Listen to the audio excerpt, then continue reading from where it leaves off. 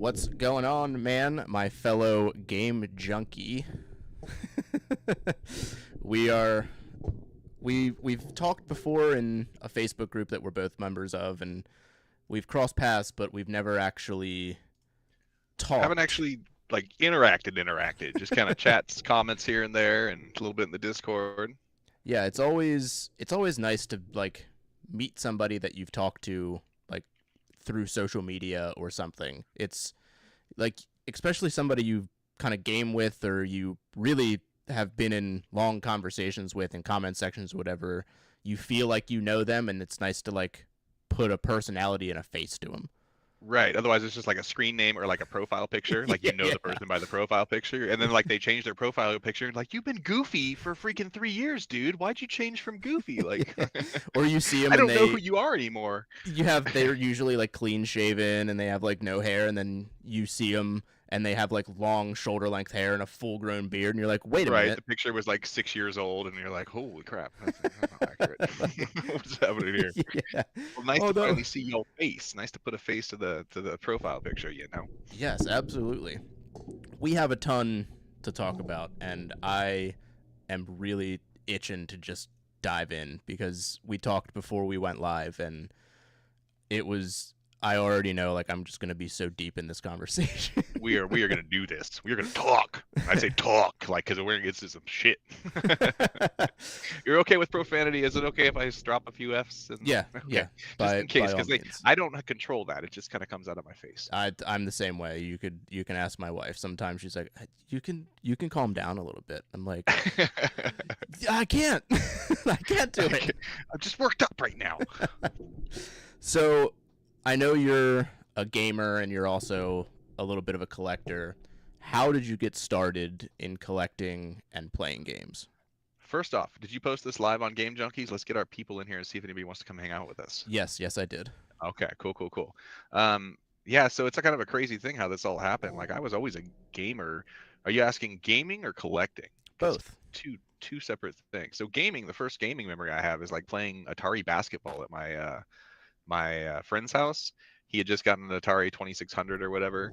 And like I always joke that to this day I can still hear the sounds of Atari basketball in my head if I close my eyes because it's such an abrasive like Yeah. oh, I can't. I'm not gonna mimic it. I mean, The it might as well be Atari like, might as well be dial-up sounds from the '90s, like pretty much. Like, the Atari but if you look sounds it up, are harsh. so harsh. And like, I posted in people's like Twitter posts and sometimes when they ask me what my first memory, and I'll post a clip from YouTube that has the clip from Atari, and it is such a jarring noise if you guys want to look up Atari basketball. Yeah. But that was my first ever gaming memory.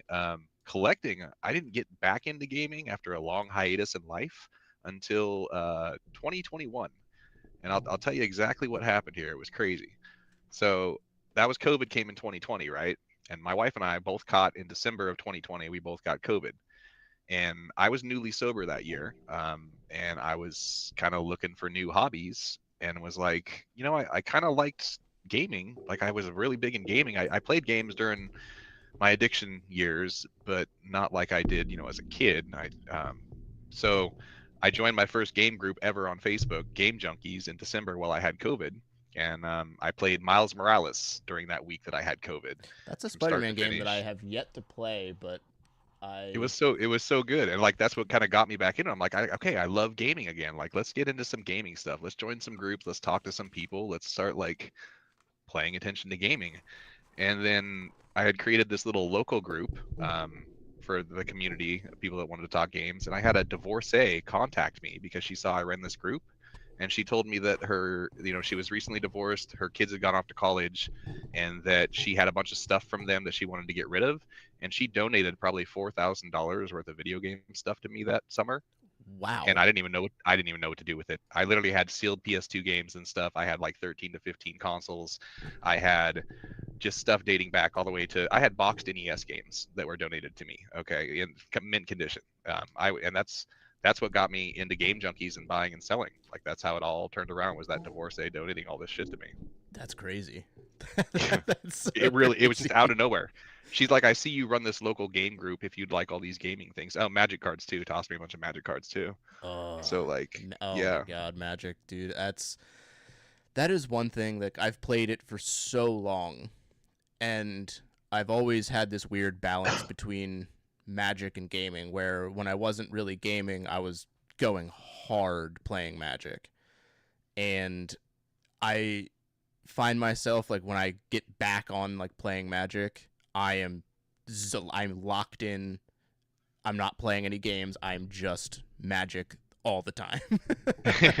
I played when it first came out. I was active 95 to 99. So I had all those first. I mean, I think the first pack of cards I bought was Legends. Like the collection I had would make people shit their pants now. Oh, And that collection, quick little story there, that collection got left behind at a campground when we oof. realized we left my long box at the campground and we were 30 minutes away and my dad wouldn't turn around. And I'm talking everything from Dark and Legends, some Alpha. The big release that year was Fallen Empires and then Ice Age. So yeah, that was back when I was into it, and I was heavily into it. And what was so cool is the teachers liked it because it was kind of a strategic game. They thought it was like an intelligent card game. So Yeah, they made when they were shutting that kind of thing down in schools, our teachers promoted it and gave us class time after hours and stuff like that to play Magic cards in the classroom after school and all that. It was really cool. that's awesome. That was middle school. Here's a great little Magic the Gathering story here. When I was probably, I don't know, I'd say maybe between the age of 8 or 10, like where I probably could have been home by myself, but my parents were like, you probably have to have somebody watch you so that you don't get into trouble. Yeah. Uh, my babysitter at the time and we would play Magic. And my soon to be friend, his brother, and my babysitter were friends. So, and he played Magic too. So when we sat down at the kitchen table to play Magic, we used the speakerphone in the dining room to talk to him while we had a three-way game of Magic going. That's awesome. Yeah, totally. I used to play Magic over the phone with my friend. We Yeah. had to trust each other what card we had. That I don't know why that memory is so like vivid, but it's like I remember like the card that I had the most. It was like a foil Hell's Caretaker, and it was like my prized card, and I don't know why, but that card is just like forever ingrained in my memory. Yeah, I guess what I carried around that would now buy you a house. I had a Black Lotus just on top of my little clear box that I'd keep it on the top just so everybody could see I had one. Back then it was like $150, and now it's like $150,000. Yeah, yeah. Yeah, a nice little black border Lotus. Jesus Just Christ. thinking about all of the things that you could have. Oh, I messed up the stream. And what happened? I changed the layout. I clicked something on the thing, and it just changed the whole layout. Um, Oh, thinking on your end about of things on YouTube. yeah, on my end of things. The whole. Give me 1 second. I gotta fix this because this is just gonna bug me. The thing is, though, I know I would have sold off my Magic cards way before then, but if you would have held them 30 years type of thing, and that's what they say about people that bought in Bitcoin early. They're like, yeah, because I actually had some Bitcoin back then. And yeah, boy, if I had my Bitcoin from back then, I would have had this much, but you would have sold off way before that type of thing. Like, it doesn't matter what we used to have. It's nice to reminisce, but we would have gotten rid of whatever we had long before that. But that's why I turned into a compulsive collector. Exactly. And That's that's why, let me see. I was going to tell you because we were talking collecting because you asked if I was a collector. I have 697 entries in Game I for $45,000. So I have I have some stuff, just a few things, a couple things, just a few. just a couple. No Yeah, big deal. compulsive collecting started when I was little. It started with like baseball game cards and then comic books, and I have about 3,000 comic books down in the about 10 long boxes down there. So I collect. I just collect. It's part of the autistic ADHD traits, I guess. Must acquire things. I'm the same way. Like there's some times where I can't like say no to something. I'm just like I have to have it. I'm sorry.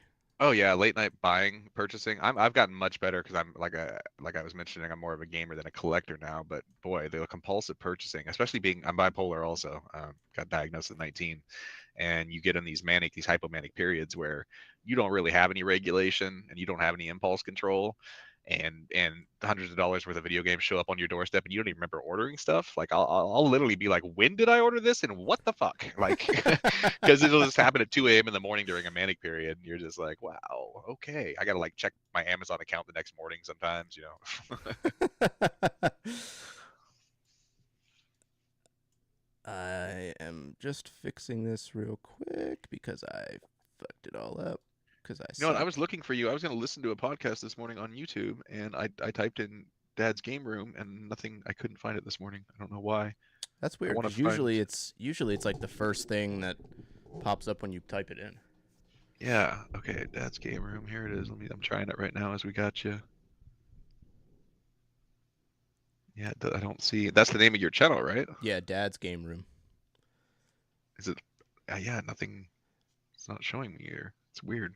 That's weird. Usually, like if I type in Dad's Game Room on YouTube, it's the first thing that pops up. I don't know if it's because I Because you've searched it so much. Yeah. I searched think it that. so much or whatever. That's the weird thing about like doing the whole YouTube thing is when you like your algorithm is your algorithm. So like if you search something and you Exactly. see like you type in like Donkey Kong 64 and I did a video on Donkey Kong 64 and it could be like the third video down from the top. But somebody else searches it and it's not even in like the top 100 videos that they Yeah. scroll. And It's just it's like crazy. what It's not the even like I can't even get it to pop up, and I'm not subscribed to you because apparently I've never found you. But the only thing that pops up here is Big Father Game Room. And do you have a title of an episode I can pull up real quick? you can look up This is so stupid. type in Dad's Game Room podcast. See if that cuz that's like the YouTube channel name cuz it started out as just a podcast. Two Parents Podcast, Video Game Dads. It literally just Game Room Podcast. It won't. Oh, there it is. There's one. Hold on. Dad's Game Room. I found one. Subscribe. Okay. Yeah, there we go. Talking. Oh, and you put a picture of me in my giant 6X hoodie up there. I like Oh, to that's just awesome. I like to go to Google and just pick out like the first picture and I'll send it to the guy that does my thumbnails and just be like, "Here. This Yeah, is so I got this is that who for I have Christmas. on." It's a one of those massive hoodies you see on Amazon that's like, 3 times the size of a person. And whenever I decide I'm gonna cozy game and I'm just gonna like snuggle in with the storm outside and like get some hot cider, I put that thing on and I put get on stream with it. So it's basically a snuggie. It's a massive snuggie. Yeah, it's so big. I'm 6'6" and it's huge on me, so it's massive. Do you Okay, have cool. I got you pulled up here. I see it now. yeah, do you have a particular like game franchise that is like your favorite or that you Oh, gravitate towards? well, yeah, I didn't even know about it till 2021. Freaking Yakuza and Like a Dragon. That is my absolute favorite series of all time ever. And it came out of nowhere because I just all that happened was my buddy said he really wanted to play Like a Dragon in 2021. And I was like, I guess we can play it together. I don't know anything about this franchise or this company or anything like that. And it was some of the most fun I've ever had in my life. And to this day, my top 5 most played games ever, 3 of them are Yakuza games or Like a Dragon games. Aren't they With like like borderline like Grand Theft Auto They're ish? open worlds, yeah. They're open worlds, which I normally hate open worlds, but they're not. They don't feel too big, and that's the problem I have with open worlds is they feel too big sometimes. But It is I'm. yeah. Like the It's just massive worlds get a little overwhelming sometimes. I never finish them. Like Ubisoft open worlds, I never finish them. They're just too large. And like Yeah. Horizon, I put 35 hours in, got distracted. I usually get distracted before I finish an open world game. But Oh, Horizon is um, fantastic. I love that game. Days Gone too. That game was whew. I did 55 hours of streaming on Days Gone. We had a long series with that one. That was a ton of fun. Dude, I that love Days that Gone. story is one So of my powerful. one Yeah. of my favorite stories of all time. I'm pretty sure like the near the end of that game like it actually made me like tear up. Oh yeah. No, It that's one was of those emotional ones for sure. it was so good. Like it shocked me that it was like that because it doesn't really lean towards that in any of the trailers or I didn't think it I think I thought it was more like open world zombie hordes. You're like this biker dude, and that's it. And I was like, oh, I this didn't know seems what to good. expect. I like going in blind to every game. I don't watch trailers, hype videos, screenshots. I don't do anything on any game. I prefer going in with as little knowledge as possible to every game experience that I play. So like, yeah, I like when I'm surprised like that with like a game like Days Gone, where it just blows you away because you didn't know anything about it. Yeah, I like going in as blind as I can, as blind as I can, to an extent. Like I've just started streaming Elden Ring, and I've my knowledge of Elden Ring is that it's a Souls game, and that's pretty much it. Yeah, And it's the easiest of the Souls games, that's apparently. what they say. They can kiss my ass. Those people, you people. That's what I call Souls players.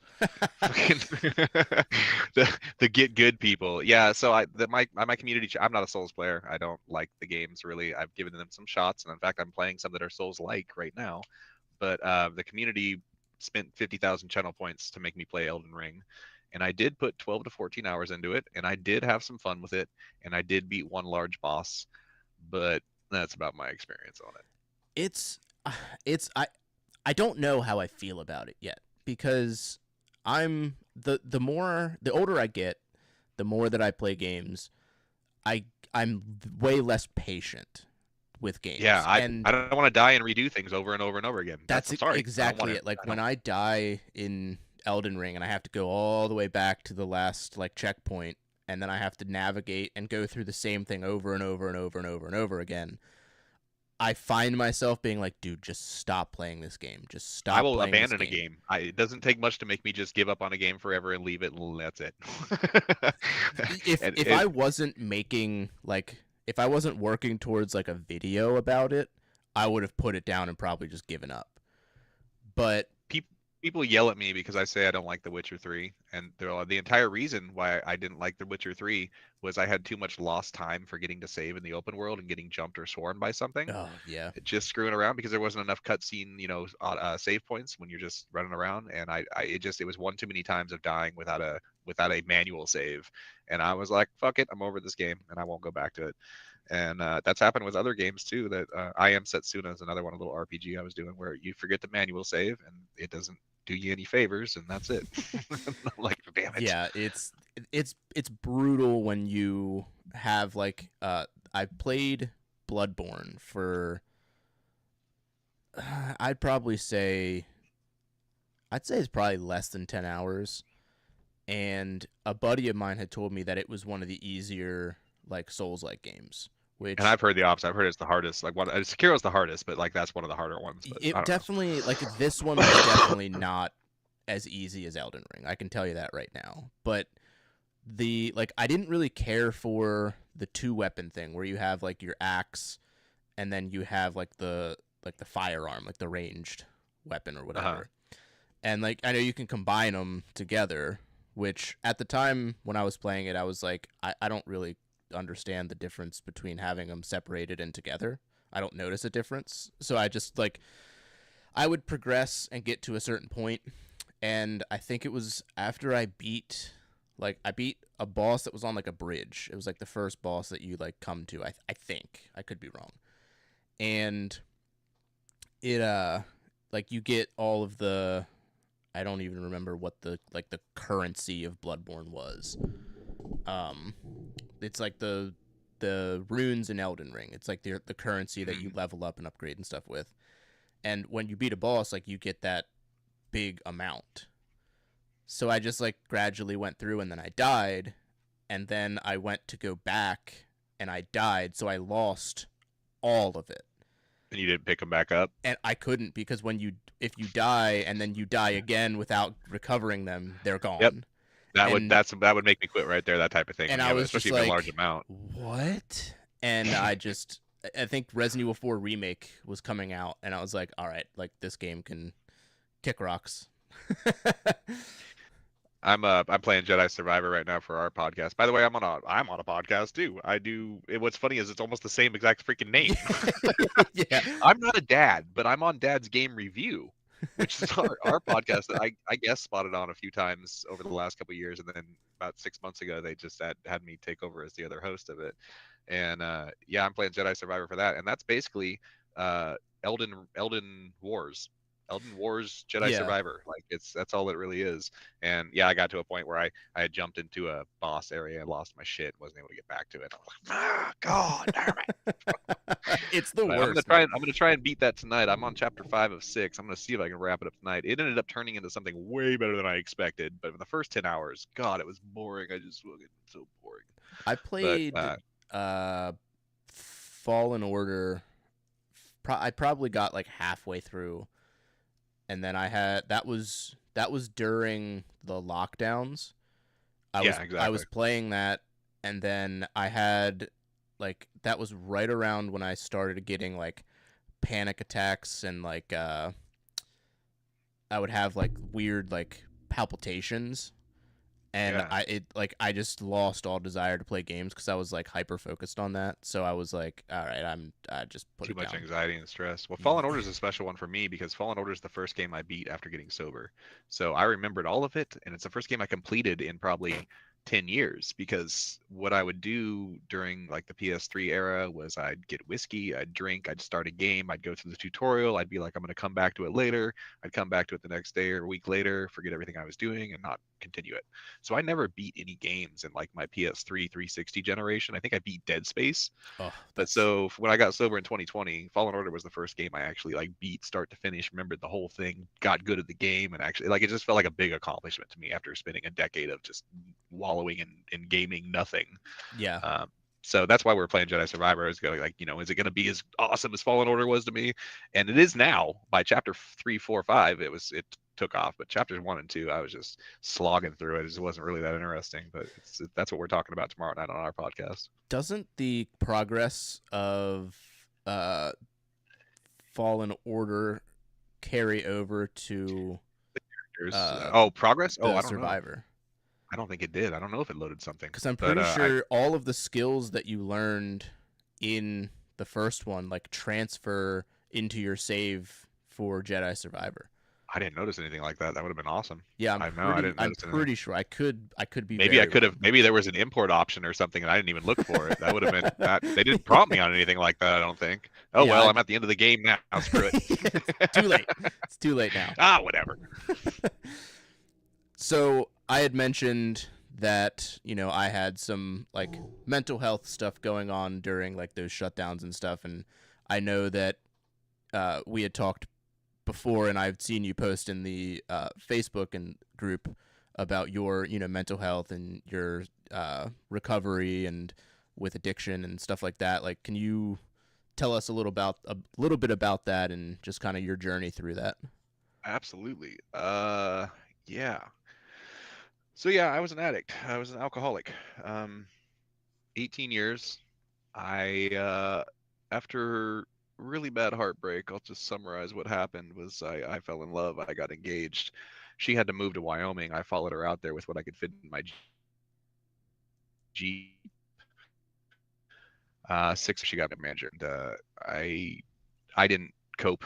I got kicked out of my own house. I had to go live in a Wyoming basement for a couple of months until I get enough money to save back to come back to California. And I found that uh, alcohol made me stop feeling things, and it became my way to deal with things. And it all started with Grand Theft Auto Vice City. So I pawned her ring. I pawned her ring for a drum set, a PS2, a copy of Grand Theft Auto Vice City, a VCR, and some VHS tapes. And I've still told people always that Grand Theft Auto saved my life, like Vice City saved my life, and I've never touched it since that period again, because it gave me something to do every night. And I was ready to kill myself. I have a history of 2 suicide attempts, and I was at the point where I didn't want to live, but I had Grand Theft Auto and I had whiskey, and so I'd buy a pint and I'd play Grand Theft Auto till I passed out. And that's just where I was at. And from that point on, the girl, the relationship I had after that, she got pregnant by my best friend who also had the same name, Josh. So that broke me again. And Oh I my kept gosh. drinking, and it just kept getting worse. And even meeting my wife, my future wife, she was a partier too. And so we got together in addiction. And so we just kind of enabled each other for 15 years in addiction. She got sober about 10 months before me, and then I did. and now we're sober together. And I just hit 5 years about 2 weeks ago. So, um, biggest change ever in my life, hardest thing I've ever done. I told my wife alcohol was going to kill me and that she needed to accept it because I did too. I had already, and I just didn't see a way to crawl out of that. I didn't think there was a way out, but here I am. Well, I'm very glad that you're here, and I'm that like hearing that kind of thing of you both were in it, and then you both were just like, all right, we're gonna get out of it, Yeah. and like that. I feel like that creates a bond I don't think could ever be broken. Yeah, and that's just it.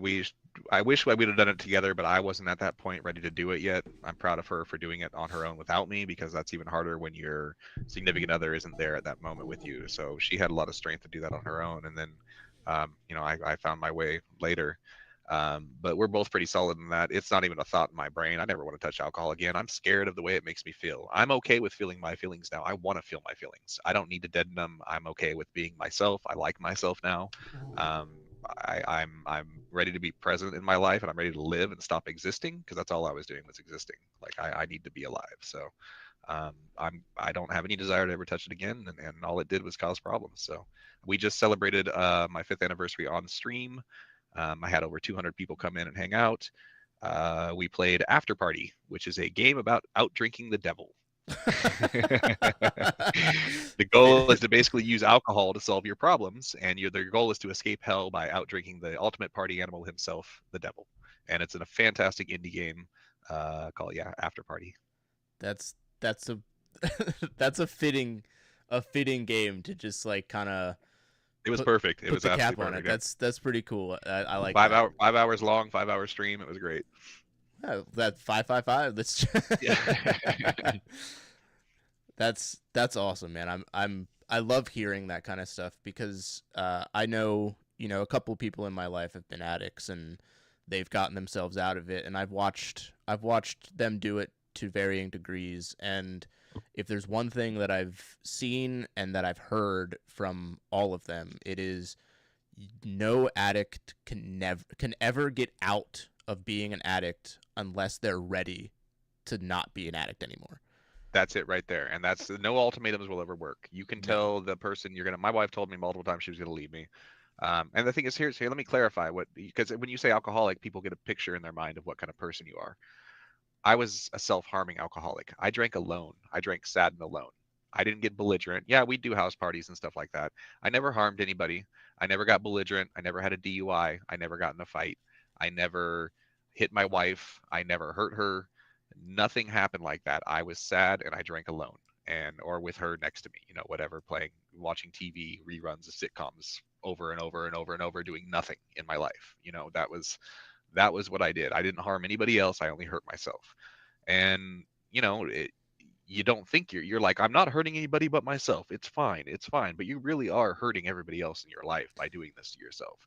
Yeah. I was hurting my wife and my family and all this kind of stuff, even though I was only killing myself. Like they don't want to see me in that kind of state, and it's just not a way to live. And I know I wasn't any kind of example of anything really good, even though I wasn't a bad person. I just wasn't really much of anything as a person. And it wasn't a good place to be. But I never believed, I'd see all these happy sober people and be like, yeah, fuck that. Like they're saying it's the best thing that ever happened to you. Like I don't even well, I'm so sick of your positivity. I don't want to hear that shit. I'm negative, I'm pessimistic. Nothing's ever gone right in my life. Fuck this, fuck that. I'm gonna drink until I don't feel. That was my mentality. And now my mentality is outside myself. I want to make other people's lives better. I want to bring my joy to other people. I want to express my positivity to help others. Like, I want to do something outside my own shit to make a difference because I have that kind of energy now instead of that negative, internal, self-hating, addictive energy. Yeah, I feel like that's a hard thing to pull yourself out of and get over is when you're pushing something down so much, and especially like so long, you don't really know what it is to be like what people would call normal or You have no idea, to and you don't, and, feel. It just and go you don't it even just know. goes away. You don't know even being a week sober. You don't even know being 2 weeks sober. I'm going to tell you something here, like, and trust me on this, because I didn't believe it either. About 30 days. I'd say 30 to 60 days, you get a brain change. You need to be off the sauce for like a lengthy period of time. And your brain changes when you've been under that influence for a long, extended period of time. And you can't see it. You cannot see a way out of it. You don't see a way past it. You don't believe your mind can work any other way. You don't think life can feel any other way because you're in that pit. You are so confined in that pit and drinking to stay down in there. You don't believe that there's another feeling, and there completely is. And if you can get 30 days away from anything, you get a whole mind shift. And the mentality I've used when it comes to beating things, so I also had to quit cigarettes too, and then quitting cigarettes with vapes, I had to quit vapes, which was even harder. Is that if you can make a new routine for 18 days, you can create a new habit. And so I always use that as a goal. They say there's a scientific reasoning to it, but if you can go 18 days with a new habit or a routine, you can make a habit. So anything you're trying to quit, set that kind of goal for yourself. But there really is a mentality change at 30 days to 60 days that you just don't know unless you make it to that point.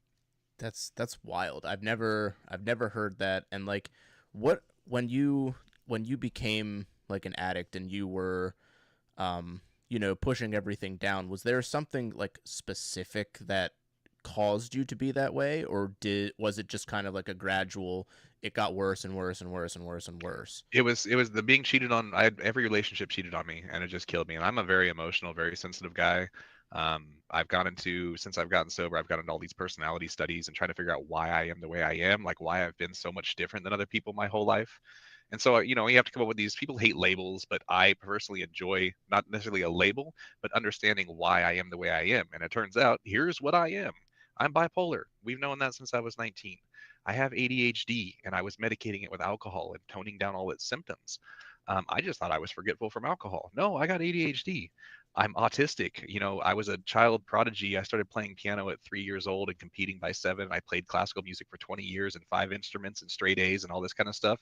And I could never explain like why I was this accelerated smartass. They put me in psychological testing as a child, and I'm pretty positive my parents just never told me because they didn't want something to be wrong with their kid. But I'm definitely autistic. So I'm ADHD and bipolar and personality type. If you like the Myers-Briggs type of thing, I'm an INFP, which is the type of male who is way too in touch with their own like sensitivity and their own emotions and all that kind of stuff. And I've figured all this kind of stuff out about myself, and finally I make sense. And I'm like, okay, well, at least I understand why I'm behaving the way I am. And now I can kind of embrace those things, um, and be okay with myself. I wasn't okay with myself. And the addiction came from not being okay with myself. Everybody told me I was too much. You're too much. You feel too much. You're too intense. You talk too much. You're too this. And so I made myself less. And when you drink, you become less. So I stayed less because people liked me when I drank. I wasn't too much Josh. I was the cool dude that was chill and fucking sloshed and joking around and staying everything on the surface, never getting to any depth, just surface drinking party Josh. That's crazy. Like, so have you ever like, I'm assuming with the you know the alcoholic part of you and stuff like that, like there was some sort of like a depression and an anxiety with that as well, that maybe didn't affect you as much because you were just shoving everything down with the alcohol. But was there like ever like that, it's hard to describe, like that overwhelming like anxiety slash like I'm sure depression, Despair. it's kind Despair of is a good word for that. Yeah. I mean, like, so I was high functioning. I never missed work. I mean, I pretty much, I think I just lived in a hangover, but I didn't realize it. Because I always said I didn't get hangovers, but I was high functioning. I never really missed work. I actually made it through a medical program to become a physical therapy assistant. I work, I'm a therapist for the elderly. That's what I do as my career. And still got straight A's through that somehow, but yet I was drinking to study and drinking every night. And I don't know. It's just like I hated my life outside my job. My job was my happiness because I could help people. And then outside my job, it was like two different people. I walk out the door of my work and I'm in this pit of despair at home, sitting alone in the dark in my game room, drinking myself until I go to bed with no, and literally the worst is just watching reruns of shows I've seen hundreds of times. I have a tattoo of the Friends couch on my arm. Yeah, that's the awesome. Friends became a crutch. It actually started with my fiance cheating on me back in 2001, and I bought with that pawned ring. I bought the first season of Friends, and for 20 years I started watching it every day because it gave me an obsession. I'd probably watch 4 to 6 episodes almost every day for about 18 years. Um, so when I got sober, I was able to stop using that as an emotional crutch, and I tattooed it on my arm. And I it says, mean, "I'll be there for you," because my commitment is now to be there for my friends, like that show was for me. dude, So I'll be there for you. that's so perfect. I mean, as somebody who, I've had my fair share of like life-changing moments, and, especially with the past couple of years, when I was before I turned 21, my dad passed away from pancreatic cancer. Oh, the worst. Oh my And gosh. then a year, almost 2 years ago, my mother passed away from pancreatic cancer as well. Oh my gosh, dude. I'm so sorry. So like, it's like when my dad was sick and we found out and everything, like they have these, we had this like family group phone call that was like everybody like got around and we're like, well, what's everybody doing? And they told us what was going on, and it was, I believe it was on Valentine's Day is when my parents told us, and they said that he had about a year. Yeah. He only lasted 3 months, Yeah. and And pancreatics. it wasn't even uh like a lively 3 months. It was, he was just too tired to do anything. He was really sick, and it was just really bad. And I was dating my wife at the time. We had been dating for almost a year, and when I found out he was sick, I got to a point where I just wanted to like go away. I just wanted to push everything out and just kind of shut down. So Understandable. we had actually like kind of broken up at that time, and she took it really hard and stuff like that, and I just kind of like pushed it off. Well, when I got the call that he had passed, I told her, I called her, or I texted her or something like that and told her, like, hey, like, I need you. She didn't even hesitate. She dropped everything. She came right to my house and just stayed with me. That's awesome. And I think it was a couple of months later, I asked her to marry me. And it was on our 1 year anniversary that I asked her to marry me. And, we built our relationship on like that. Like that was such a pivotal moment in our relationship where if somebody was with you through like one of the darkest times in your life, Trauma bonding. Trauma it bonding. Yeah. exactly. Yes. So fast forward to, we start our family, we have our daughter. My mom and her grandparents split like babysitting while we go to work. And at when she found out she got sick, then those days kind of started to go away. And my daughter was her world, man. I'm the youngest in my family of her kids. So I was baby boy. I was the baby boy. I was the miracle boy. She got her tubes untied to have me. I was 2 months Oh wow. premature. My Oh lungs wow. collapsed. I was in the NICU, the whole 9 yards. Holy crap. And so, like, I was her baby. So my baby was her baby. And when she got really sick, we kind of kept my daughter, like, distance so we could kind of navigate that. And when we kind of knew, like, the time was coming, she was kind of not responding to, like, people talking to her. She would just lay there and she would just kind of, the minute my daughter walked into the room, she popped up so quick, it was like nothing was wrong. Hmm. And there was a moment where she like turned over and my wife was right next to me, and my mom reached her hands out, and I grabbed her hands and like just immediately broke down. Like that was one of the hardest moments of my life, and Yeah. it's something that I think about like often. And then a couple of days later she passed, and that was just another thing that brought me and my wife closer together, is that trauma bonding. We've been through the ringer and stuff like that. And now with our son, he has what's called a port wine stain.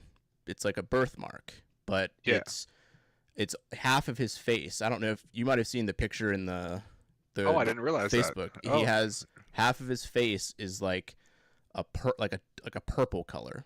oh, I've seen somebody with that before. Oh, crazy. Okay. So we have to take him to get laser treatments, Yeah. um, which is actually next week. That's his first one, And and he's he has he's to. little. He's five He's months, you said, five right? months, yeah. Oh So my he gosh. has to Wow. go under anesthesia. They have to put a little metal Oh, contact in his eye, and we have to watch him, get laser treatments on his face, and then it's gonna turn like a dark purple because what it's doing is it's like killing the blood vessels. It's an yeah. overpopulation of blood vessels is what Right. causes that coloring. So like that's just like our next like trauma bonding moment is like we have to go through all of that. So like when you talk about, being super like in touch with your emotions and like, the mental health and stuff like that, like I can relate to that on like the probably about the same level of just like I never used something to push things down, like maybe to a degree, but not like not a stimulant or not like a drug or alcohol. Like I've kind of gone into like silencing myself and like playing a game or like Just doing a different type of shutdown. A different type of yeah, just a shutdown. Yeah. different type of shutdown. Yeah, and I mean Yeah. it's been a rough couple of years, and when COVID hit and everything, and my job stopped, hers never stopped, and we had like I had like the weird panic attacks where I like my body just felt like I couldn't move. Like I would be on the couch and like my body just felt like it was not functioning. And like I could feel my like breath start to like kind of pick up and be a little bit more rapid, and I would go up and game and try and just like calm myself, and I would go to bed and like my heart felt like it was like skipping beats, and it was Fluttering. Yeah. yeah, it's I super used to get weird. panic attacks too. It's horrible. I used to, I tried the whole breathing in a bag thing and everything too, and it makes you feel like you're gonna die. I Yeah. haven't had one in a, no, I take that back. I had one recently, or I thought I was going to. I got so agitated a couple months ago, but I haven't had one in a long time. Early in the, back in the 2000s, I would get them regularly, and yeah, you think you're gonna die. You just you can't calm down, and I still deal with severe anxiety just nonstop. I can't get my ADHD medicated. I try to go. I've had multiple appointments to get tested and get medicated, and they because I'm an ex addict, they won't prescribe me actual meds. So I constantly have a nervous, anxious energy, and they also won't refill my anti-anxieties either because they're substance controlled. I've made one refill of Ativan last 2 years now because I only use it in emergencies. Yeah. So I still do have those emergency panic moments, and it's just not full blown like it used to be. But I totally understand what you're saying. And we did, just to relate also, we did the cancer thing also. My wife's parents had to move in when her dad was laid off after 30 years at a company, so they didn't have to pay him retirement, Ooh. and they lived in San Jose, which is really expensive in the Bay Area here in California, and they had to come live with us. And 3 months after living with us, he got diagnosed with five forms of cancer, including metastasized to the brain.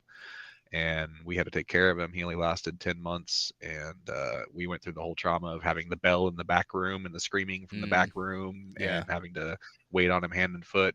And he would rather shoot himself in the head than go to a convalescent home. And we took care of him as long as we could until about a week before he died. We finally had to let the hospital come and take him, and he died, 5 days later. So, and then my dad was diagnosed in 2020, and I thought when he died, so 2020 is when I got sober too. He died in August of that year, and I thought for sure I was going to go buy a bottle of Jim Beam because that was my first real test. But I ended up just wanting eggs Benedict, so we went and got that instead. Dude, eggs Benedict are that's a great choice. But the thing about my dad is that he was an alcoholic too. I got it from that side of the family, and he Mm. never really got clean. And he was diagnosed with Lewy body dementia, which is the worst form of dementia you can possibly have. It's what Robin Williams killed himself over. Oh. Um, you lose your entire self, and he got Parkinson's. It usually comes hand in hand with Parkinson's and Lewy body dementia, and he had 18 months from his diagnosis to death. And I got to see him 3 weeks before he died. He didn't want me coming to see him because he was so debilitated, and he was a tough guy. And even though he was out of his mind, I told him, Dad, I'm 6 months sober. And he got clear for, I'm going to tear up, got clear for a second. And he said, that's beautiful, Joshua. And that was my closure on getting to tell him that I did what he couldn't do. You know, I got sober, Dad. I know you saw me going through all this shit, but I got sober, and he died 3 weeks later. So, God, you're making me emotional over here. sorry, I'm choking up a little bit there. It doesn't matter how many times I tell that, like it makes Oh me man, tear up and get chills and all that dude, kind of stuff. Because so to kind of relate on that again too, um, when uh when we had to tell my daughter, like we had to navigate how to tell her like she wasn't going to see my mom anymore. So it was super weird. Like we told her and she was just like, okay, like, okay. And it was like, do you have any questions? And she was like, no.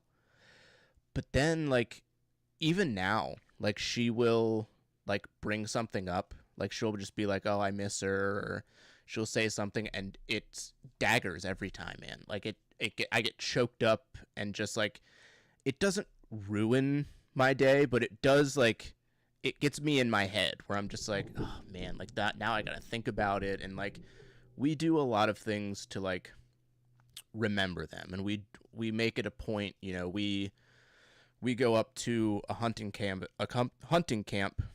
about an hour and a half away from us. And I basically grew up there. My dad was a member up there, and we would go up there as a family every Memorial Day, like all my siblings, and we'd, you know, have a great time. It was always just all the memories. And, you know, when my dad would go up hunting, I would go up with him.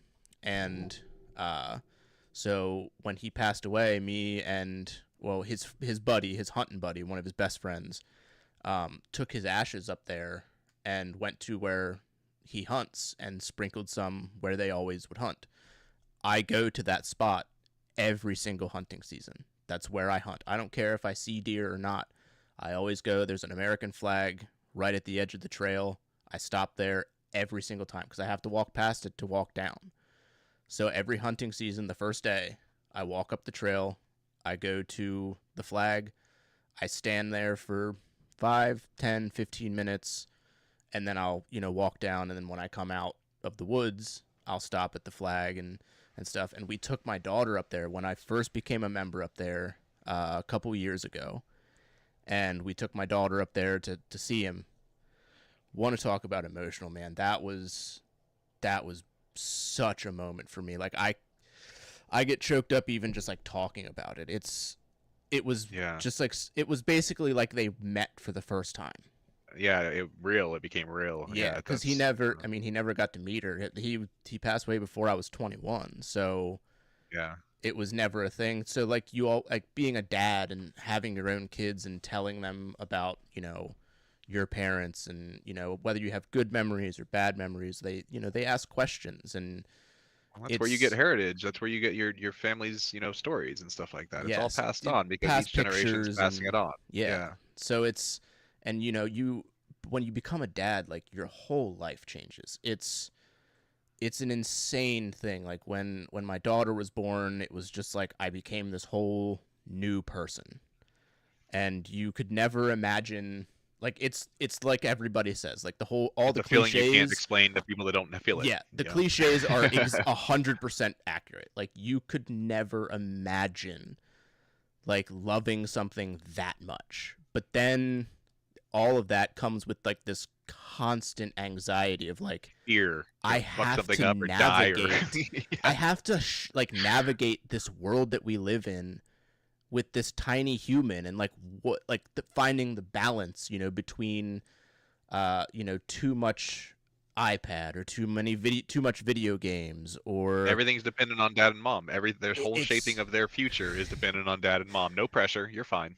yeah. And then you're just like, well, do I play with them enough? Do I give them enough Yeah. attention? Like you're Yeah. trying to balance like your own mental health while also being there for your kids. So it's like this constant, like it's a flood of anxiety and stress, and you're just like, there's some days where it's just too much. You're just like, I I don't worried I am I don't, doing too don't good? Am I doing it enough? Like It's I act the same way even with my stupid little dog. Have you gotten I'll even ask him, "Have you gotten enough attention today? Are you loved? Do you feel like?" Because I don't have that. He is I call him dog child because he's a replacement child for me, yeah. my little miniature Australian Shepherd. But he's like a little toddler. It's like having a toddler around the house, and I feel like I go through toddler things with him, and it's my only relation when it comes to kids because we tried for years but didn't have any, and I feel like I would have been an amazing dad because I'm so emotionally available and I'm so like Yeah. I'm such a supportive, giving person. Just naturally, I've always been the type to take care of others first, and my career is with the elderly, so like I want to help, I want to do good. So I feel like I would have been a great dad, but and we just can't do it with the situation we're in. There's some possibility of adoption, but I'm in a little 600 square foot upstairs remodeled attic, so I don't really have a place to put a child here. All we have, this place is just one giant game room. That's Yeah, I mean, basically it. that I feel like that's something to like when you've been through, loss and grief and addiction and like mental health struggles, like you get into a place where you're in this like headspace of like I want to like somebody comes to you and says like, hey, I'm battling this anxiety, or I'm super stressed. You tend to care almost too much now, where Yeah. you're like, dude, I want to help you, like what can I do to help? And like having a community to talk to, even when you don't know like you don't know anybody on a personal level. Like there's been days where I was struggling during when I lost my mom, and becoming a new dad, and talking with my wife about having a second kid. Like all of these things, like there were times where all I needed to do was just like I wanted people just to talk, whether it Yeah. was about something or I just needed to vent. And I would just post in the Facebook group and just be like, hey, or I'd find a post to talk, and we would just have like these threads going, or a claim sale or whatever. And it was those things, like as weird and stupid as it sounds, like it helped Well, that's what drastically. led to me. That's what led to me streaming. I started with just Facebook conversations. I was the mental health guy. Like I wanted to talk about all my feelings and talk about other people's feelings because I have this hyper empathy, which is an autistic trait. I always thought when I was doing all my autistic research and stuff, my wife, who's autistic also, she's got the more apathy type of thing, where she's not as in tune with her feelings, can't communicate them. Well, I learned hyper empathy is actually the opposite spectrum of that, is on the spectrum, and I feel too much and I have too many feelings, and I feel everybody else's feelings, and I feel like if we had more empathy in the world, it would be a much better place Oh because my all I god, want to yeah. do, I want to make everybody's day freaking better. I want your day to be better. If I do anything to have an impact on your day being better, I will do that. And that's what I do in my career, and that's what I do outside with streaming. So I've decided to put my energy into trying to help others, and I've created this community of people all supporting each other. And we're not big. I'm not a big streamer. I average 5 to 10 people a stream. I'll get maybe 50 views in a couple hours. If I'm doing an all day thing, 100 something views. I'm not a big streamer, but I have a small community that we all kind of support each other. And I have multiple people with terminal illnesses that I try and support as a healthcare worker. They have a lot of loneliness. A lot of I have somebody who's bedridden. She can't even walk, and her interactions are all online. That's her society. So to have people that help and support her and encourage her when she's just bedridden, that's a big deal for somebody in that kind of situation. a hundred Um, percent. I've got a guy he's on regular dialysis. His kidneys are failing. He had a stroke recently.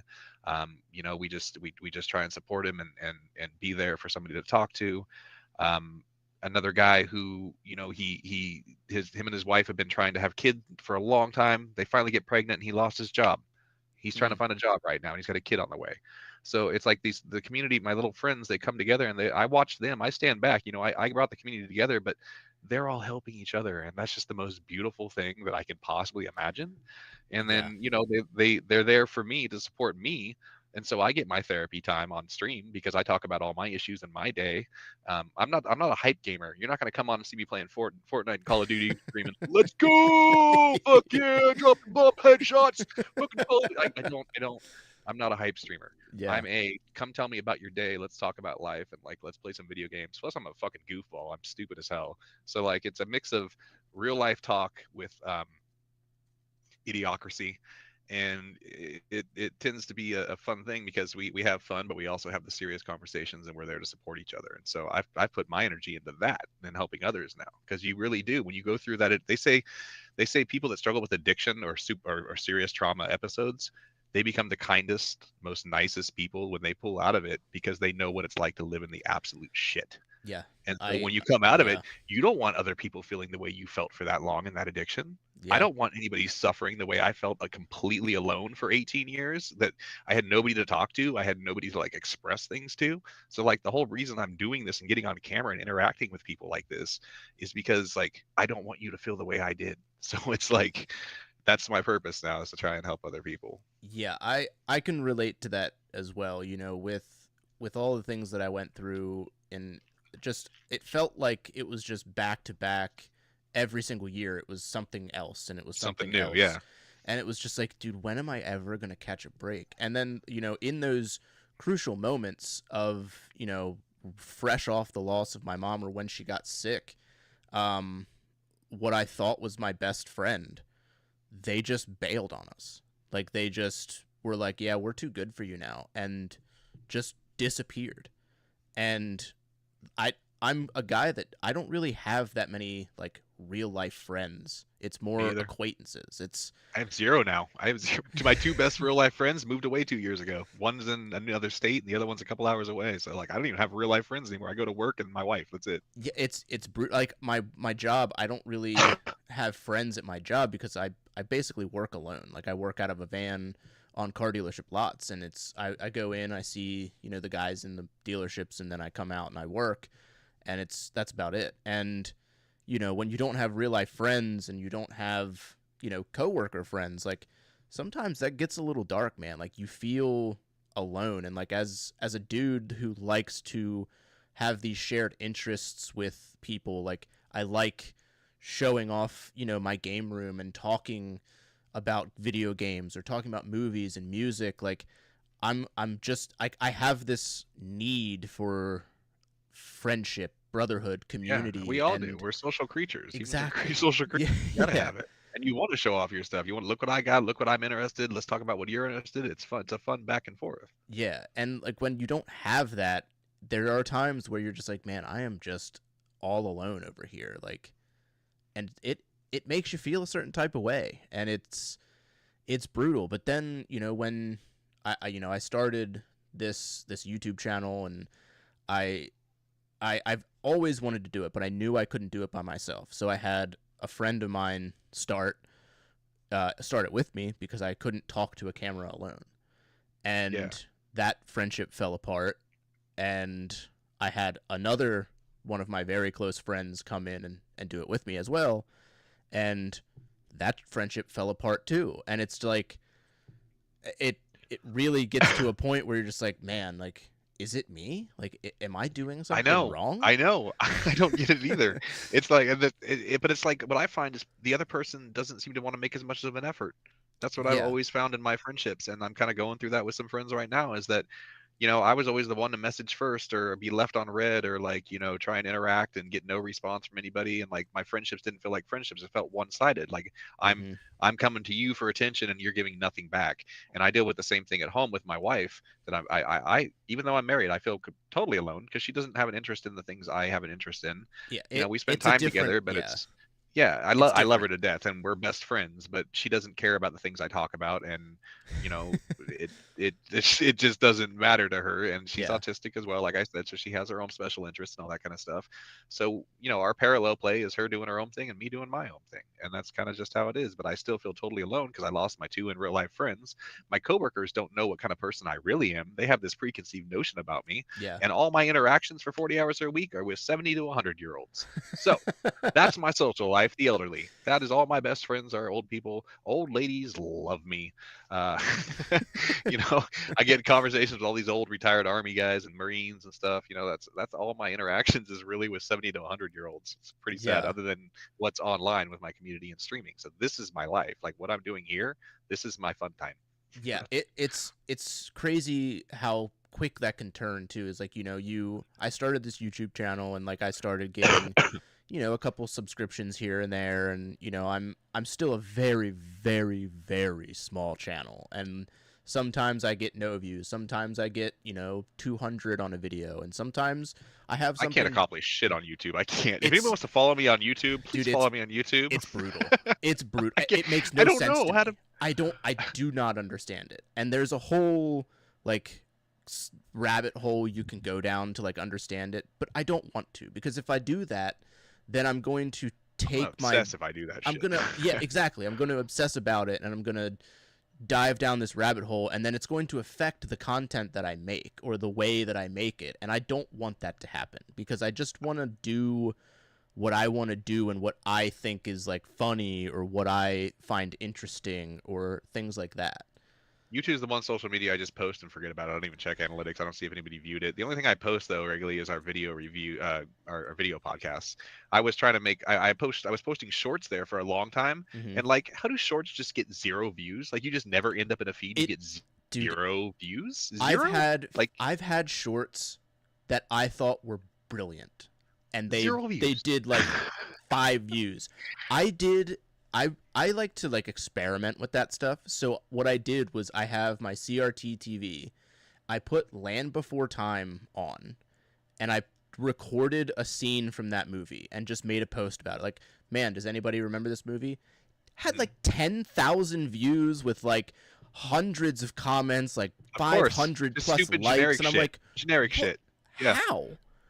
And then I did like the buddy that I was doing the channel with in the beginning. He did this awesome like edit of he was in his house. He did like his face where he was watching Pokemon Pinball, and he had this look like and then he went outside and it showed him in like tree climbing gear, and he was throwing like a noose, like uh, a rope to like pull himself, like a harness, and it cut to him in the tree, and he had a pokeball, and his outdoor cat was at the bottom, and it just showed the pokeball and his outdoor cat at the very bottom. And when he sent it to me, I was hysteric. I was like, dude, that was beyond anything I could have expected. And I was like, this is gonna be awesome. And I No, posted it, and it did nothing. the content, it's Absolutely like luck. It's nothing. all the algorithm. It's all the algorithm. You have to get lucky on shit because That's my exactly most it. popular TikTok, my clips, honestly, they crack me the fuck up. Like, I think I'm funny on TikTok. I don't have to do much editing. It's just clips directly from Twitch, but Yeah. just funny shit I say because I'm a fucking whack job. But um but like, my most popular clip was one of the first ones I did, and it was basically just me falling through every floor of Fall Guys yelling "fuck," and that's it. Like, I have so many clips where they're hilarious, or it's funny humor, like it's smart humor or something like that. No, it doesn't matter. Just me yelling "fuck" falling through Fall Guys and losing, and that's my most watched clip on TikTok ever. Yeah, it's and then when we were doing we used to do like 3 hour podcast, like just us talking about multiple different subjects, gaming related, movie related, music, just a vast variety. And that's what we would do. It's like we would do that. I would go through it, edit here and there, and then we would it evolved over time to like different things. We just played around, and I would clip out the segments for individual releases. So if you didn't want to watch the full 3 hour thing, you could watch when we talked about this movie or when we talked about this subject Right. or whatever. And the one when it was like a super popular thing, I was like, I'm gonna try and see if this gains traction if I just post a video about it. And it was the Doctor Disrespect stuff when he was Oh admitting to yeah, that talking minor to a stuff. minor and Yeah. stuff. And dude, it got like 10K views on like the whole like 20-minute video, Yeah. and there was multiple people like commenting on it, and it was crazy to see how like wild Well, that did for just a channel with 200 subscribers. they say just look up what's trending, the hashtags that are trending, see what's hot and trending, and make things based on that. And I don't want to do that, but that's just, I Exactly. mean, you can do that. Our most watched podcast, video podcast, by far, by like 10 times more than anything else, is the one on Nine Souls, which is a game that came out recently. We actually played the game hot when it was brand new, and it actually got views, and 56 something people actually watched our podcast, or some of it. So like, that was the most we've got. Otherwise, I do like 5 to 10 watches on a podcast, Yeah. and my shorts either get 0 views or like 400, and it's it's Yeah. so rare that 30 shorts will get 0 views and one will get 400.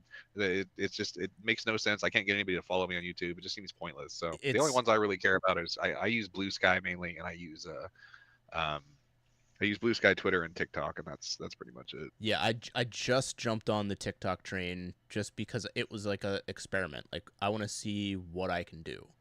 And I post little clips, whether it's a clip from me streaming or a clip from a video that I did, and or if I decide to do like a video of some sort, like specifically for the short form content. And Right, right. it's such a weird thing because like obviously you want traction, you want growth, you want to build this thing that you're putting time into, but then you're like, okay, like I need to make sure that I'm like being authentic and that I'm doing things that I want to do and that interest me and all of that. So like finding that balance is super tough.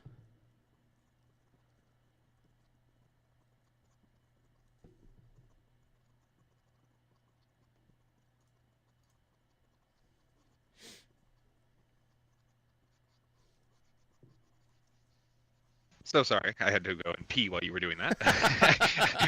Made sure to mute it though, so we didn't all get a trickle of the stream there. I was waiting for you to say something and to hear it in the background.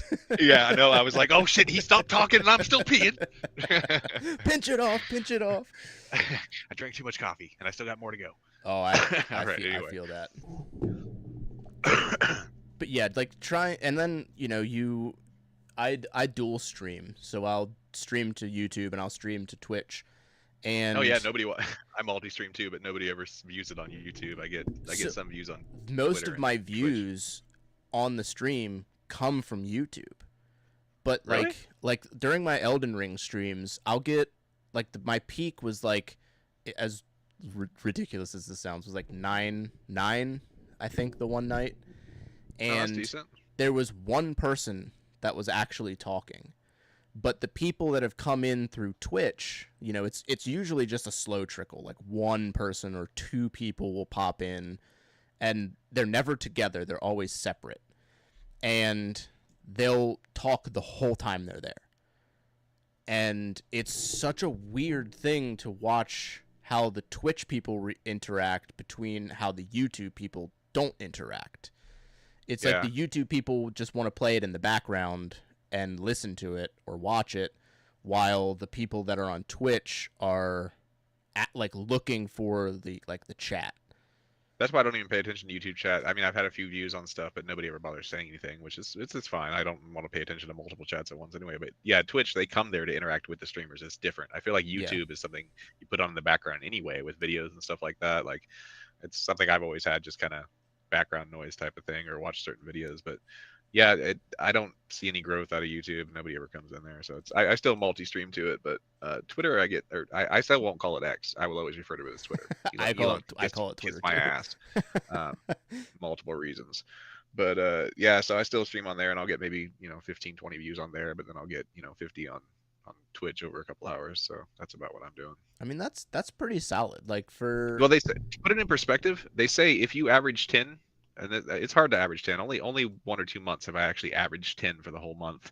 But if you average 10, you're doing better than 90-something% of Twitch streamers. So just to put it in perspective, you don't need to be averaging 50 fucking people. Like if you're just averaging 10, you're doing better than most of people out there streaming. A lot of people just sit there. I know people that have streamed for years and years, and they never get more than 2 or 3 people in there at a time ever.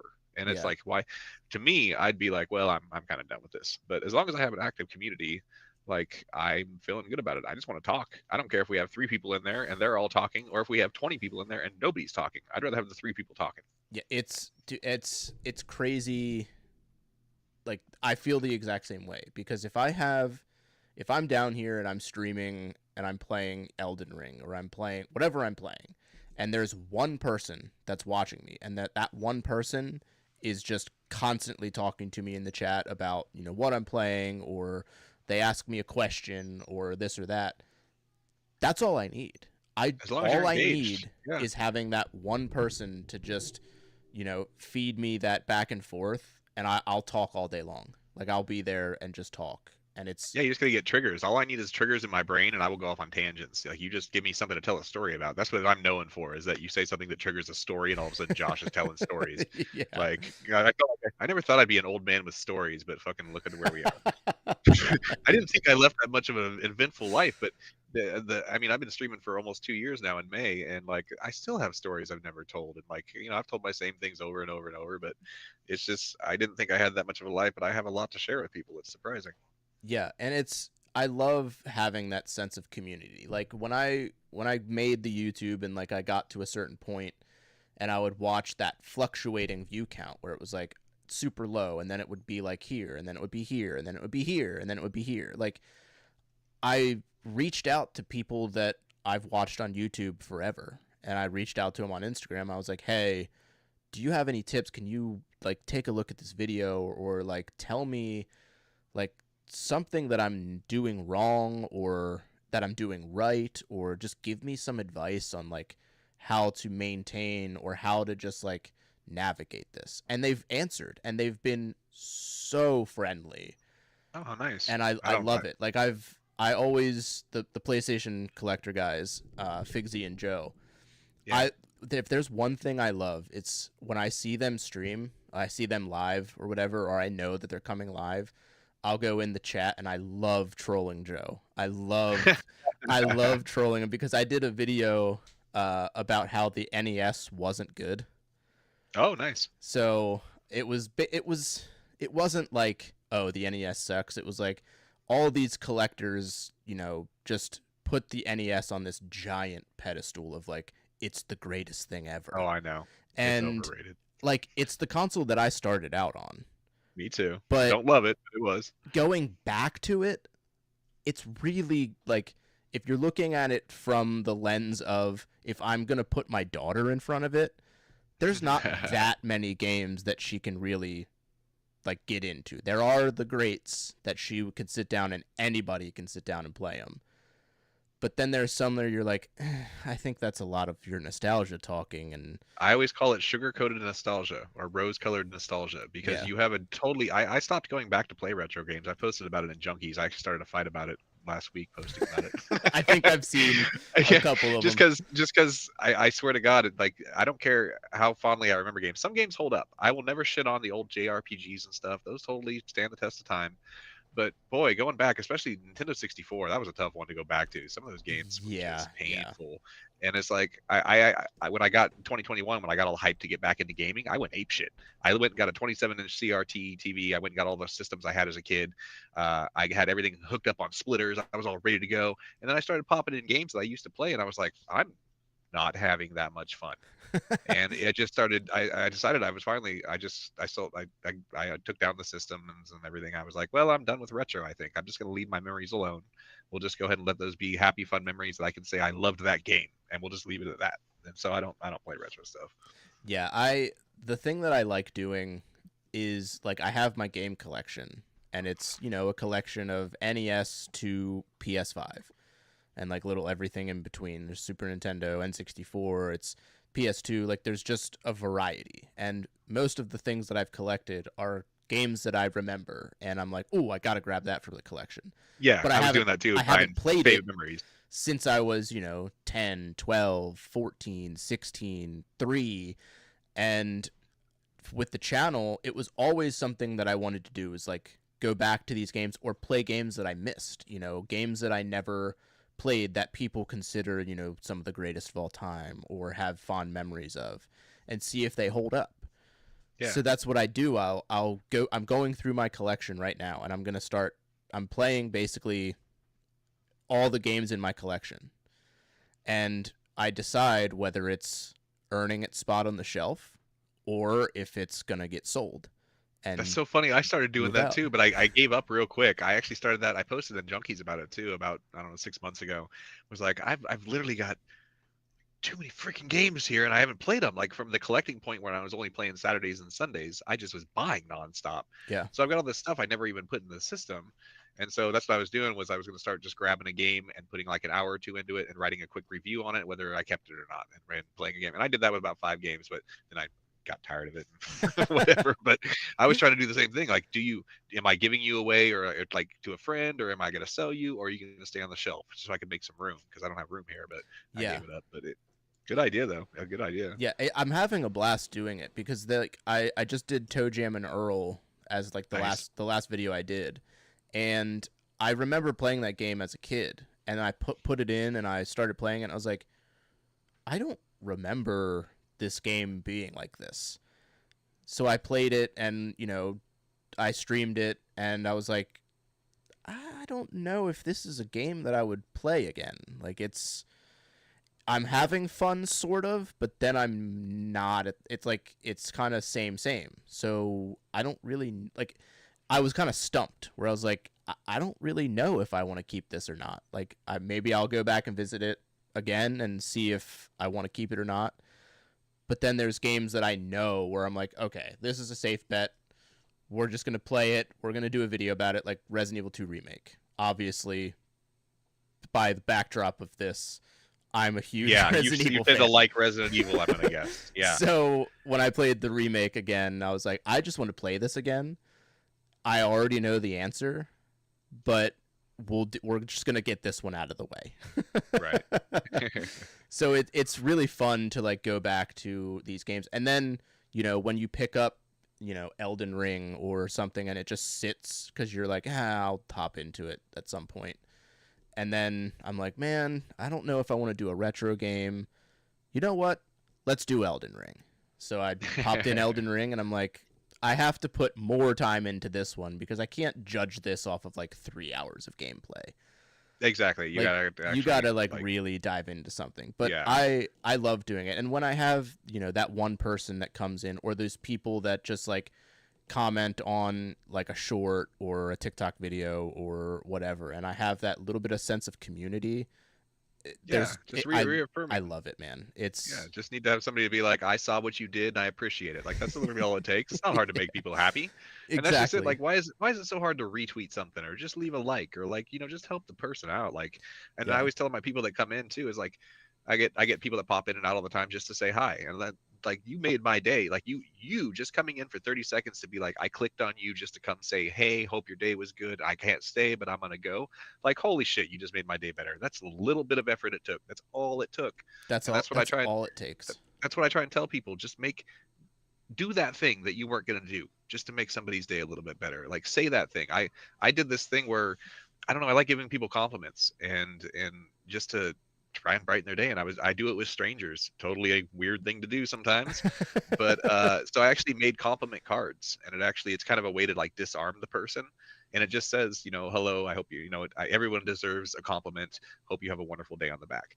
And I would just give a compliment to a stranger and hand them the card, and they'd look at you, and they'd look at the card, and they'd be like, oh, all right, all right. Like, Isn't it it just, crazy that we live in a world where you hand a stranger something and they're immediately taken back? Like, what is this? well, I had to do it because I feel just me being a 6'6", 220-pound guy, complimenting strangers, female, male, whatever, it comes off a little weird, aggressive.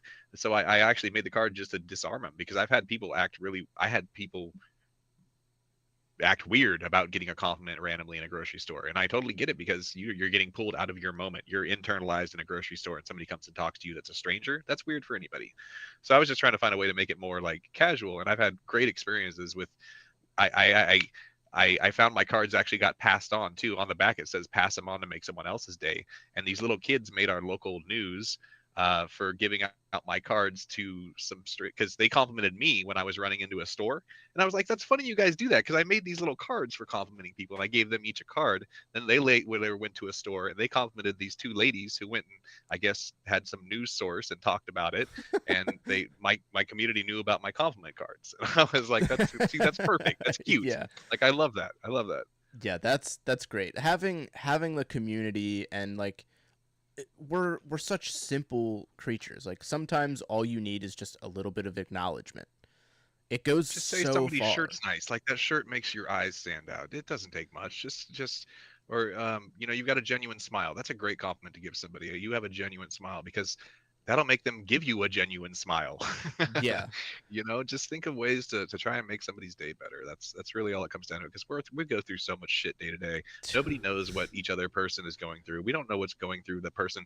I love staring at people that don't know they're being watched, and I don't mean that in a creepy way, because I look at them because I want to know what's going on in their head. What have you experienced? Like what is your trauma? Like what have you lived through?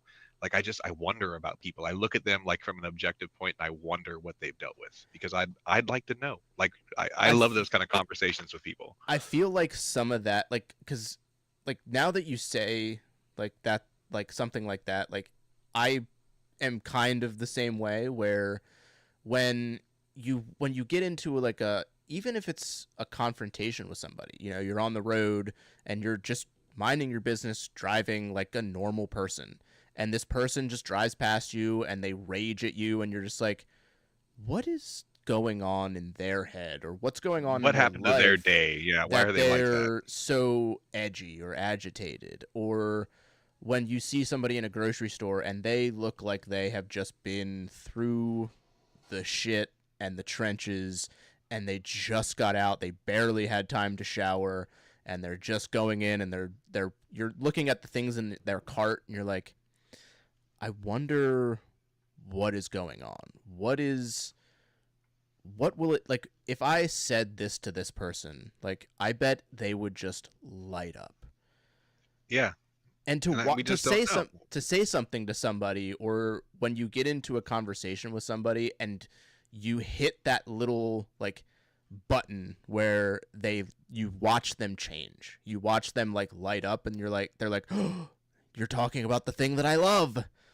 That's, yeah, you connect, and that's my goal with people, is I find that common ground to connect on, whether it's a shared story of you tell me this and I have this relatable story to share with you, because we've both now gone through this experience and we understand that about each other.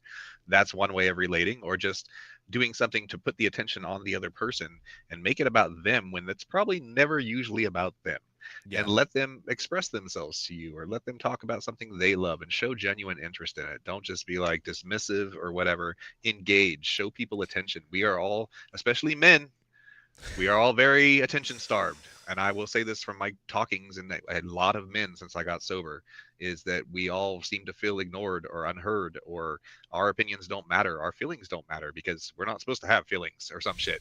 All that stuff is supposed to be stuffed down and kept private, and that's a bunch of horse shit. And I speak out about that very much in my streams, that we need acknowledged just as much as anybody else does. Attention doesn't come naturally to us, and it's, they joke that you give a guy a compliment and he'll tell you that was the best day of his life 10 years later, because we don't get compliments. We don't get the same kind of attention. Women get the negative attention and stuff with compliments and all that kind of stuff. Yeah. We just get ignored. it's Yeah. it's that's I don't know, and You that's where I was lost in alcohol too, is because nobody gave a shit about my feelings, and I just drank, you so I nailed it didn't have any. 100% right there, where you're just like, yeah, the dude just gets ignored. Because Yeah. as a dude who, may be super sensitive at times and can be like the most non-sensitive person at times, if I'm talking to somebody about something that's personal, or my interests, or like something that I did the other day, or like whatever it may be, and I'm telling you that, and I can tell that you're not Not interested. interested, and you're just kind of you haven't been listening, It hurts. it is one of the worst feelings ever, is just like, oh, you don't care. And like, it can be something as stupid as me like getting just getting Sackboy, and I'm like, oh, I'm so excited to play this, like I've been waiting to play it. And I come home and I'm like, babe, look what I got Sackboy, like I'm super excited to play it, like it's gonna be so much fun. And she could just be like, oh Nothing. yeah, like cool. And like, I'm not dogging my wife here, but No, you just want somebody to match that you energy want for a somebody minute. to be like, I get the that's same thing from my wife. that's Same thing. She cool. doesn't give a shit. I get excited about something. I want to tell her. The thing she does to me, she doesn't feel the need to respond to things. She thinks if I just say something and say my sentence, she can just not respond. And it drives me fucking nuts. Nothing pisses me off more. And I've told her this many times. I say it's rude. I try to explain it to her little autistic brain. It is rude not to respond to people. Yeah. But no, I'll express something and be excited, or I'll tell her a story about my day, and it's basically just nothing. So I get it. I get it. And I It's love her to death, but it's fucking rude. it is the worst. God. It is the absolute worst feeling. And yeah, like as a dude, like we are basically like, oh, your feelings don't matter, or you're supposed to be like this tough, provider and this. And it's like I have no Oh, problem I hate providing and stuff. expectations. Like No. I'll be that guy. But when I need like the reassurance, or when I need the pep talk or the attention or whatever, like if I don't get it, I turn into not provider. My wife just came in and she's like, Yeah, no, ouchie.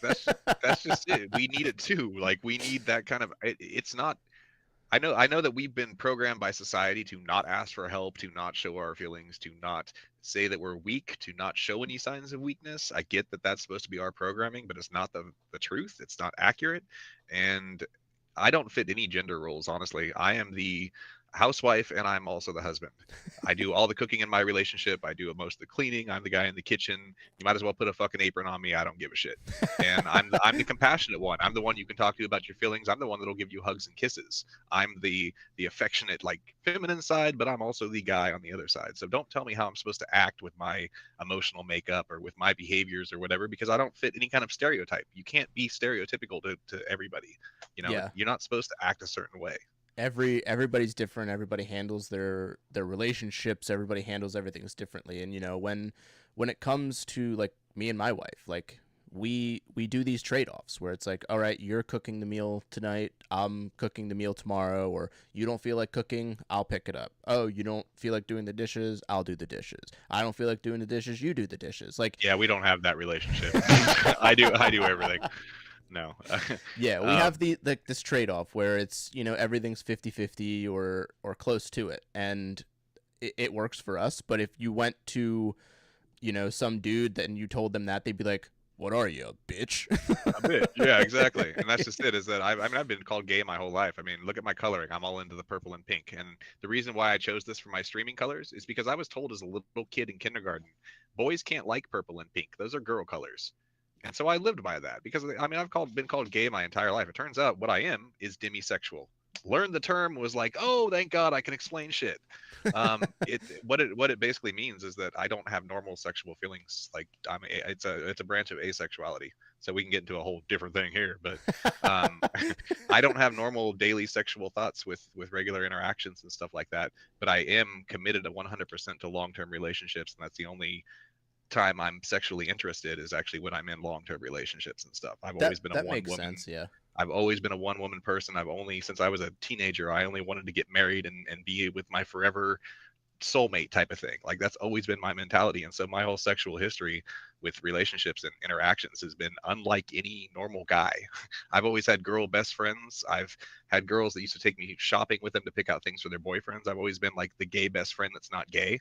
So it's like I've had a whole different male experience that I've never been able to explain until I got sober and started doing this self-analysis. And it just turns out I'm demisexual, which people don't truly understand how that works, but it explains me. So I mean, that's really at the end of the day, that's the thing that matters the most. And especially, I feel like especially in that addict brain of like, you kind of need some things explained to kind of like maybe help keep you on that path. Because I know a couple of people that I know that have struggled with addiction. Like, they've been clean for multiple years, and they were like, yeah, man, if I could go back to doing that without all the negative stuff, he's like, I'd go back to it right now. Like, sign yeah, me up. He's like, but unfortunately, all the negative shit comes with it, so I can't do that and I won't do that. And they're like, I think about it every day, but I'm never going to do it again. right, So it's right. like, I feel like it might be dependent on like the substance of choice. Some things are a little heavier or more. Oh yeah, it's all a different experience. I'm not going to say my struggles are anything compared to a heroin addict. It's just Yeah. I was different. I was still functional and stuff. There's different functioning levels of addiction. I was still high functioning despite the fact I was killing myself. It's different levels of how deep you are in it, and how you exist.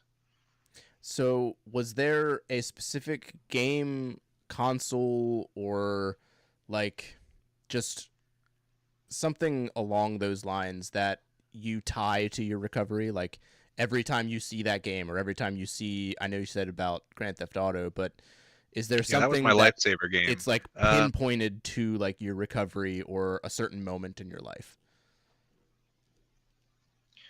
I wouldn't say anything really based on the recovery. The only big thing was beating Jedi Fallen Order. That was my big memory with beating a game finally sober. You know, Yeah. because I'd never really done that since I was a kid. I kind of went through a time warp when it came to video games as a kid. My parents didn't like gaming. The only system I ever had as a child was an NES that my grandma bought me, and my parents wouldn't buy me any games for it. We basically would have to save up our allowance to go to a swap meet once a year and pick up a couple games with whatever change we had. And I didn't get another system. I didn't get Genesis, SNES, any of that stuff. And I skipped straight to getting my first paycheck ever at 15 and a half and going right to Kmart and buying a PlayStation 1. So if you want to talk important consoles in my life, buying my own console after only having an NES, the PS1 was probably my favorite console, my life changing moment, because I also learned that you can cry at games like Metal Gear Solid and Final Fantasy VII and be like, holy shit, like games have this much of an effect. Going from, picture it, going from TMNT2, the arcade game on NES, to Metal Gear Solid, the tactical espionage, amazing cinematic world, like Yeah. that's making you up and shit, like mind blowing for the comparisons between that. I didn't even have a memory card the first 2 weeks I had my PS1 because I ran out of my money and my mom wouldn't buy me one. So I just kept starting Final Fantasy VII over for the first 3 to 5 hours. Just kept doing. I have a similar thing with Final Fantasy is I had a memory card, but my third disc broke, so I could Oh, only play up to a certain up to point. that sucked. And so because I had my own money at that time, now I started having paychecks. I got a job at 15 and a half. As soon as I could work, I was working. And I was able to buy my own games. So that was my first real chance to spend my own money on what I wanted. And I wanted PlayStation 1 games. And I had a big collection of PlayStation 1 games. That's when the collection started really taking off.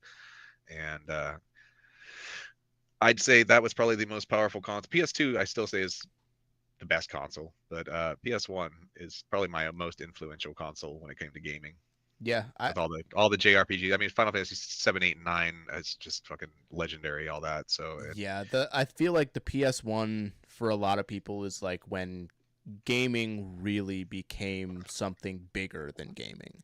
it was You, just such a big upgrade from like SNES and 64 and all that. And like, I mean, it was the same generation as 64, but big upgrade from the sprites and pixels because we were doing polygons now. Like that's a huge big thing. yeah, and you can tell these like crazy stories and have like these emotional reactions to what is happening versus playing like an arcade style game where it has like I wouldn't say a story, but it's like a script. No, that's what we were like Street Fighter and Smash TV and all that kind of stuff. Like that's what you were kind of used to. You weren't used to cinematic experiences. At least I wasn't, in anything like that. And, Yeah. yeah, you didn't get that going from an NES with text-based stories that were just screenshots. It's so Yeah. super mind-blowing. So we're both more emotional people after our situations and our pasts. What are some games that have given you the biggest emotional reactions? Ooh, my emotional indies. I talk about them in Junkies. I post about my emotional indies all the time. I've seen a I'd have, couple, yeah. yeah, I'm an indie guy. I love the games that make you feel, and that's what I always say is that if a game can make me feel something with a story, like that's what I want. And I don't even need a long game. My favorite games are 3 to 15 hours. And That's my sweet and spot. Like if I can that's play those games, it's you perfect. give me a nice succinct story in that period. Like we just did Neva for I've raved about Gris in the group. You've probably seen me mention Gris over Hmm. and over and over just because that's one of my favorite indies. I call it the most beautiful game I've ever played. Well, the sequel to that follow-up was just released by Nomada Studio called Neva, and we just did that for a podcast, and it's just gorgeous. It's beautiful. The colors, the vibrancy of the world, it just makes you feel things. It's just I don't know. I love anything that evokes emotion. Like there's a game that I've given away now. I keep buying copies of it for cheap and giving it away to people to play, called Lost Words Beyond the Page, and it's an indie about losing your grandmother. And boy, it made me cry. And so because of that, I'm like, this game made me feel. I want to make other people feel. So every now and then I'll be like, tell me a story about your grandparents that you remember, and I will give you a game. And I pick whoever's story. I did it in Junkies too. I gave it away to somebody in Junkies also once over grandparent stories. That's awesome. I like it. Like, if I can get into a position where I could like do stuff like that, like, dude, that would be just next level. Like, I could get into doing something like that. Like, that's I just look on Woot. That's where I get my games to give away are. Just Woot, cheap shit. so. For me, there was so I played Celeste, and that was a game that I had heard about from the Junkies page, top lists of people, and I'm like, man, like, I don't know, indie games, what am I doing here? But then I was like, you know what? I want to play something new, something fresh. I'm putting that game in. And I put it in and I played it, and I could not stop playing that game, dude. Really? I've always wondered why people love that game. Dude, if you want to talk about story, really? In Celeste? It is insane. I re-downloaded it literally like a couple weeks ago because I've heard people rave about it so much. And I played a little bit of the jumpy stuff. It's like, incredible. It's all all about mental health. So you're Celeste, and she's basically like constantly being berated, like, oh, you can't do this, you can never do this, like, you're never going to do this, you're never going to accomplish this thing that you want to do, blah blah blah blah blah. And she's always second guessing herself.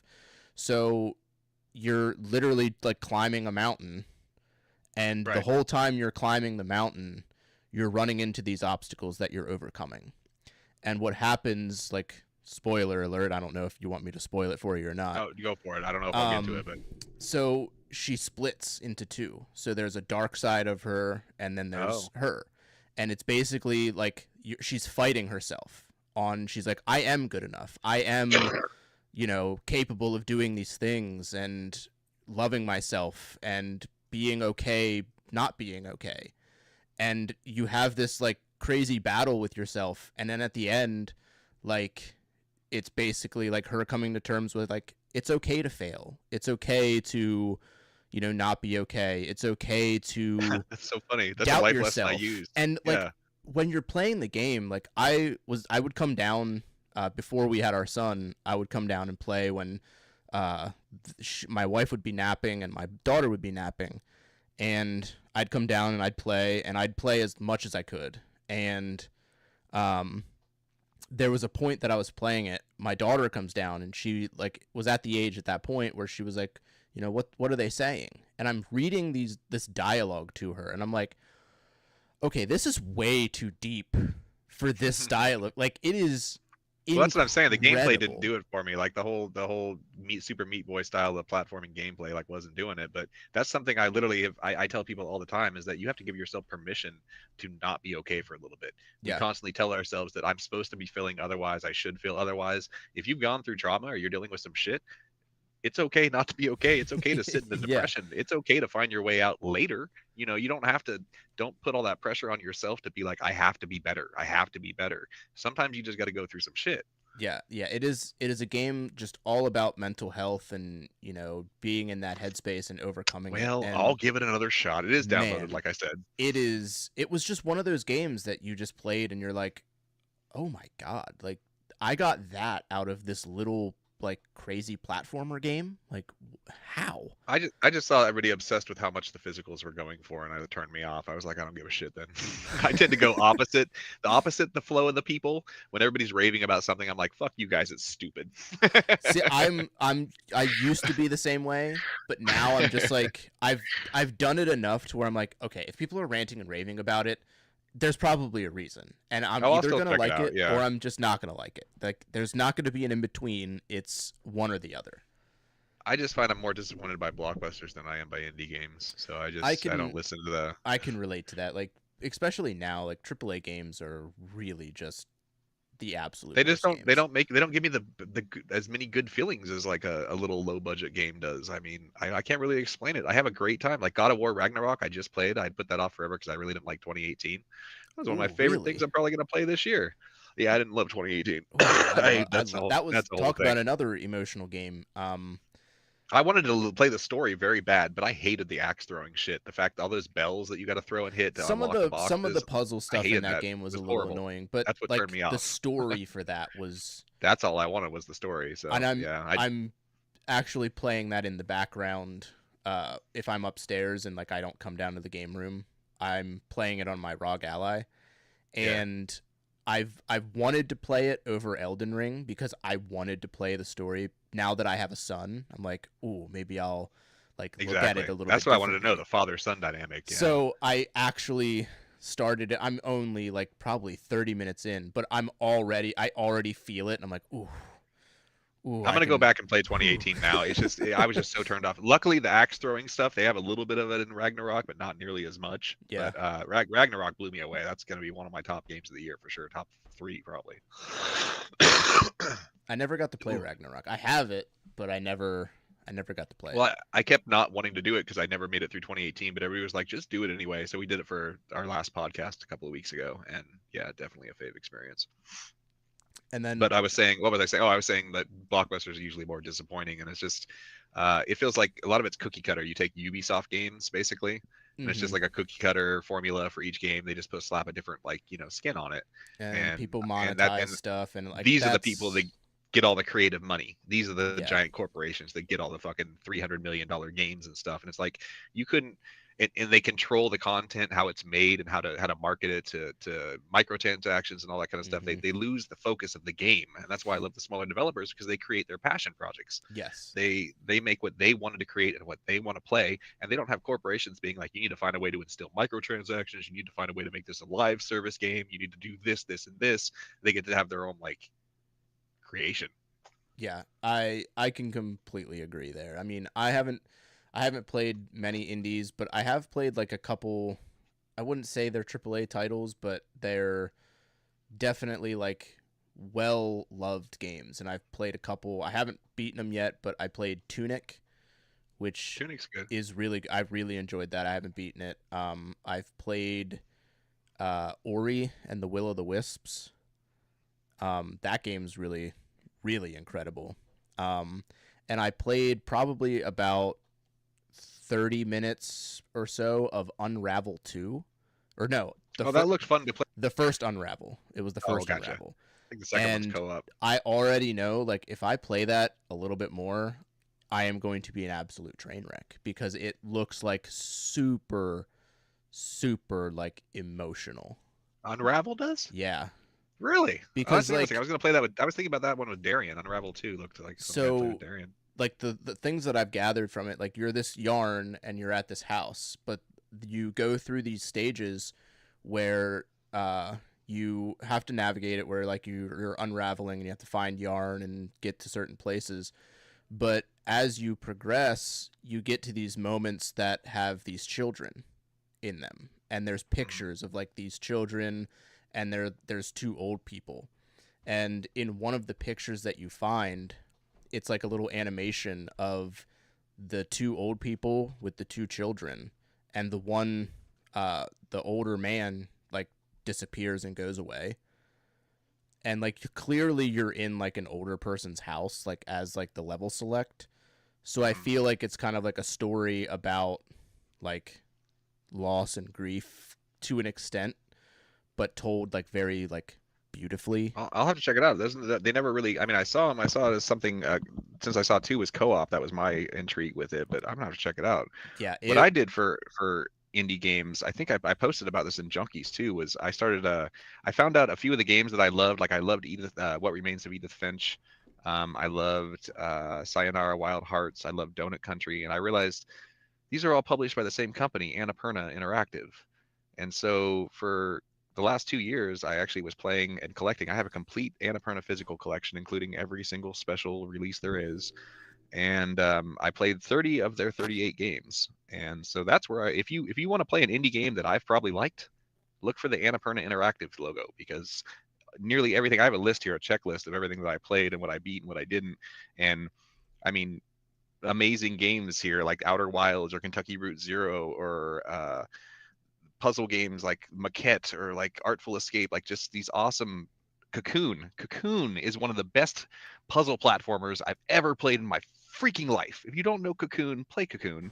I've never seen somebody instill such a cool game mechanic into a puzzle platformer. You go into worlds inside of worlds to solve puzzles outside of worlds. It's fucking weird. That's a lot of So worlds. anything by Annapurna Interactive, literally, if you see that logo on a game, play it. Like it's good. I've played Donut County. That's so fun. It's literally just putting things in holes. Like if you liked Katamari and you like putting things in holes, take that how you will. It's a game about putting shit in holes and making holes bigger. Basically, yeah. Like it was. So I mean, that's the most basic way to describe it if you want to get weird about it. Yeah, I played it because I have this weird addiction of trophy hunting. Yeah, it's an easy platinum. It's an easy platinum, so I was like, I need that like smack in And my it's fun as veins. shit. Like, I played it 3 times to get my platinum because I just had one left to do. But I kept starting it over. It takes 2 hours to play or whatever. It's yeah, like, it's super short, but it was like, there was never a moment where I was like, oh god, can this end, please? It was just like, this no, is it's just so fun. ridiculous. You just keep putting shit in holes. Yeah, this is And so you won't ridiculous. understand that fully until you play Donut Country, and it usually goes as low as $1.99 or $2.99. So just look for Donut Yeah. Country. It's Yeah, simple it entertainment was. for two. And the story about all the animals and the way it's written is whack as hell. It's just so weird. One game though that I don't understand, and maybe I need to play through it again to fully grasp it. Undertale. I just bought it for 99 cents on Steam because I have people that I know have based their life around it. I have an autistic friend who he runs my Discord, and he's thoroughly convinced that he actually is one of the characters from Undertale. And this is 100% his reality, and that he came from the planet and he just lives here on Earth. And he named his streaming character, and he is named after Kara. He goes by Kara as character, which I guess is one of the main people in I'm not sure. something like that. But either way, like I downloaded just to see. Well, I'm just curious why this person has totally made this game their identity. So I'm gonna play it to find out. Yeah, I played it as an easy platinum on the PS Vita, and I was like, I don't know about this. Like it's super weird and just I don't know. Like something about it just didn't really connect with me. I couldn't wait till it was over, but It must be an autistic thing too, because my best friend, his daughter's autistic, and we went to a Comic-Con together, and she dressed up as one of the characters from Undertale and had like a couple other friends there as Undertale characters. So something about this game, I don't know what it is yet. the combat and stuff is very like it's crazy. Like it's weird. It's just a little and pixel game, there's isn't a it? lot Looks like it going was made on. on a looks like it was made on an NES, right? Basically, yeah. It was super weird, and like maybe I need to play it again and just like not look at it from a trophy perspective, but look at it from a game perspective. I struggle with new retro. I don't like new retro. So like I get that it's the hot thing is to make all these new retro looking games, but I played retro when it was new. So like Yeah. I don't need to keep playing it. Can we move on? I mean, I there is some Sea of Stars. That was a great example of new retro that I loved. Sea of Stars was amazing. That's on But my I list don't of games to play. Oh, Jesus, it was so good. But more often than not, as soon as I see that new retro look, I'm turned off to the game. So it takes something special to really make me play it. Yeah, I don't know. Sometimes I feel like people just do it to try and be something that they're not because they think it's the hot thing and they think they can sell the game by Yeah, making it's it cheap retro. to make. I'm sure it's cheap as hell to make. Probably, These little games that look like that. Yeah, like Celeste, for example. Like that's super pixely. Yeah, Actually, pixely. about Celeste, there's a guy that my wife used to work with when she had a different job, and he does streams, and he does it like every so often. He doesn't have like a consistent schedule, but he'll stream whatever games he wants. And I called him the one time. My wife was like, oh, like he streams like. Let's watch him. Let's see what he's playing. And he was playing some game. I can't remember the name.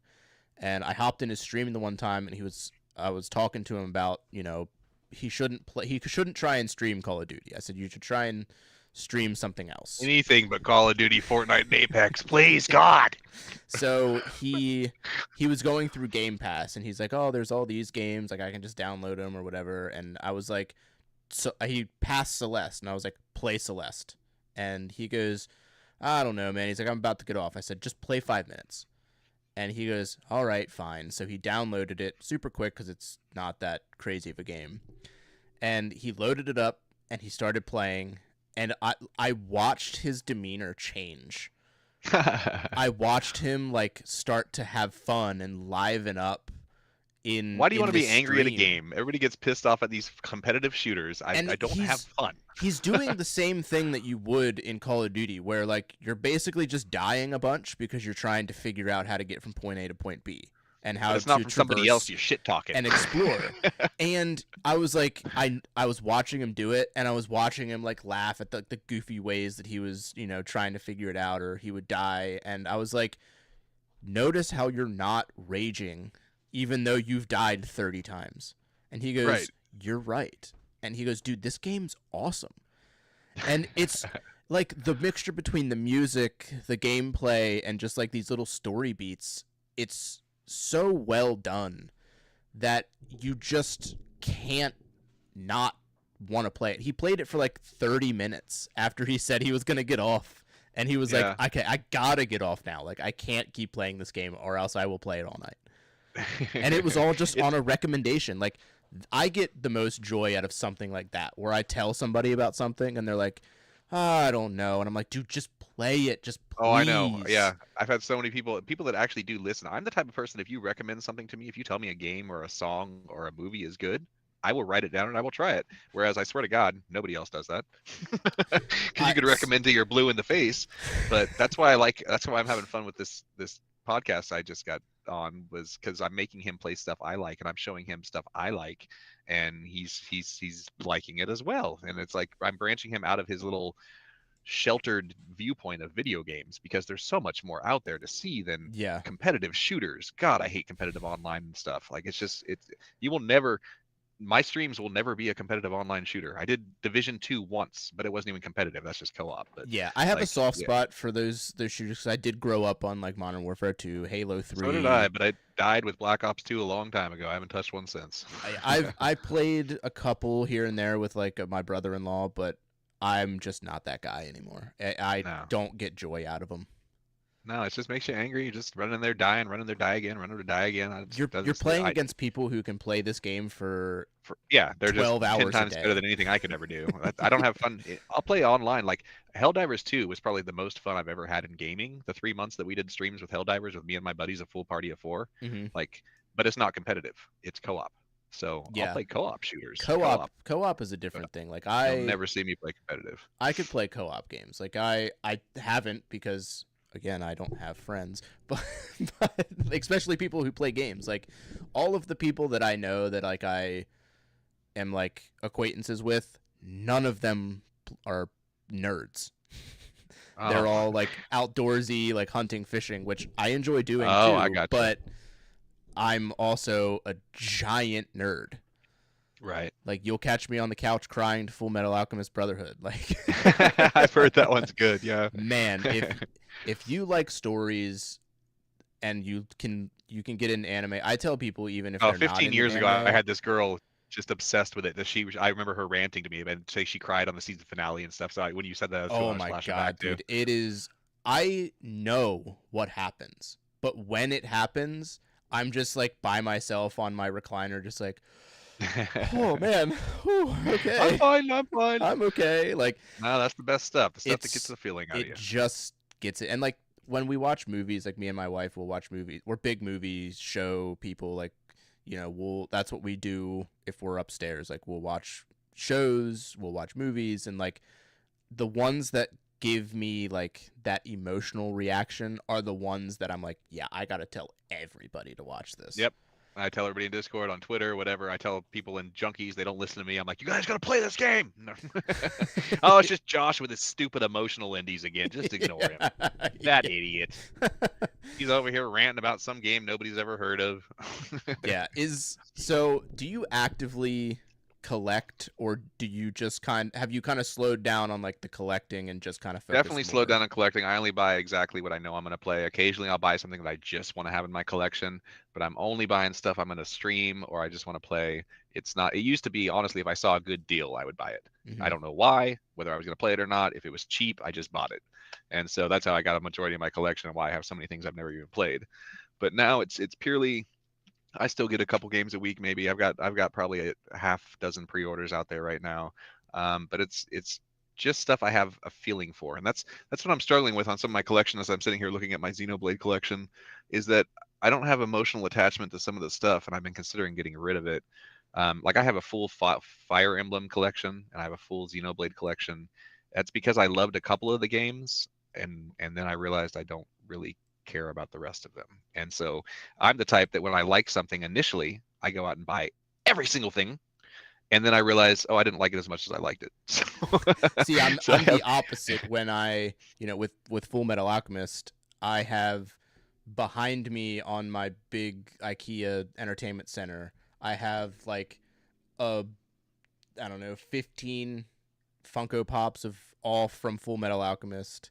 I have the special like uh tins from the series. I have the poster that's back here that you can't see.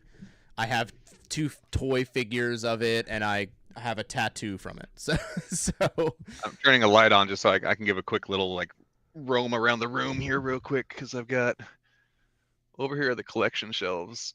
This is on the tall bookshelf. There's a full Yakuza collection, a full Kirby collection, a full Fire Emblem collection, a full Ratchet and Clank collection, a Suda 51 collection, a full Silent Hill collection, and then we've got like the full Annapurna collection over there, a bunch of CEs. I've got 75 PSVR games over there because my nephew was obsessed with PSVR, so I bought him every game he wanted. I got 500 PS4 games over there in the corner. I got a 500. whole, Holy yeah, shit. there's 500 PS4 games.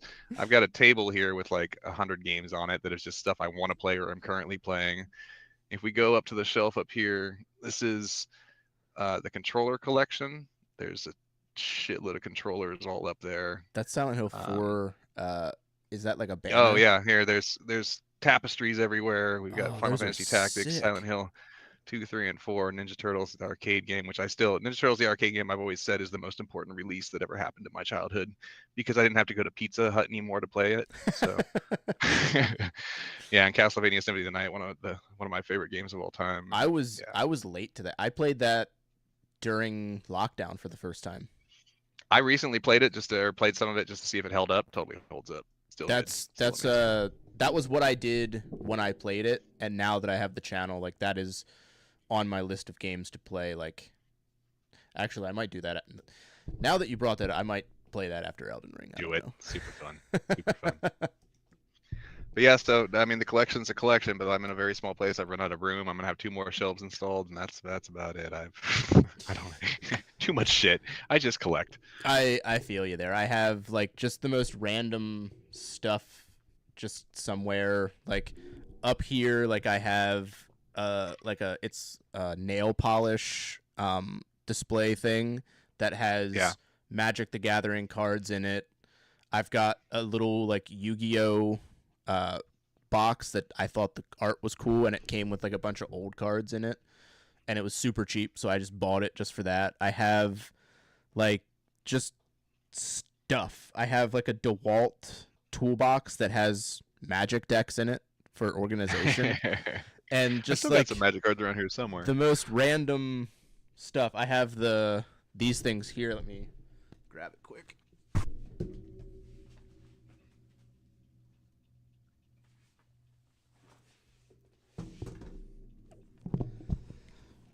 So you'll probably know exactly who made these in our little Facebook group. Let me look on my.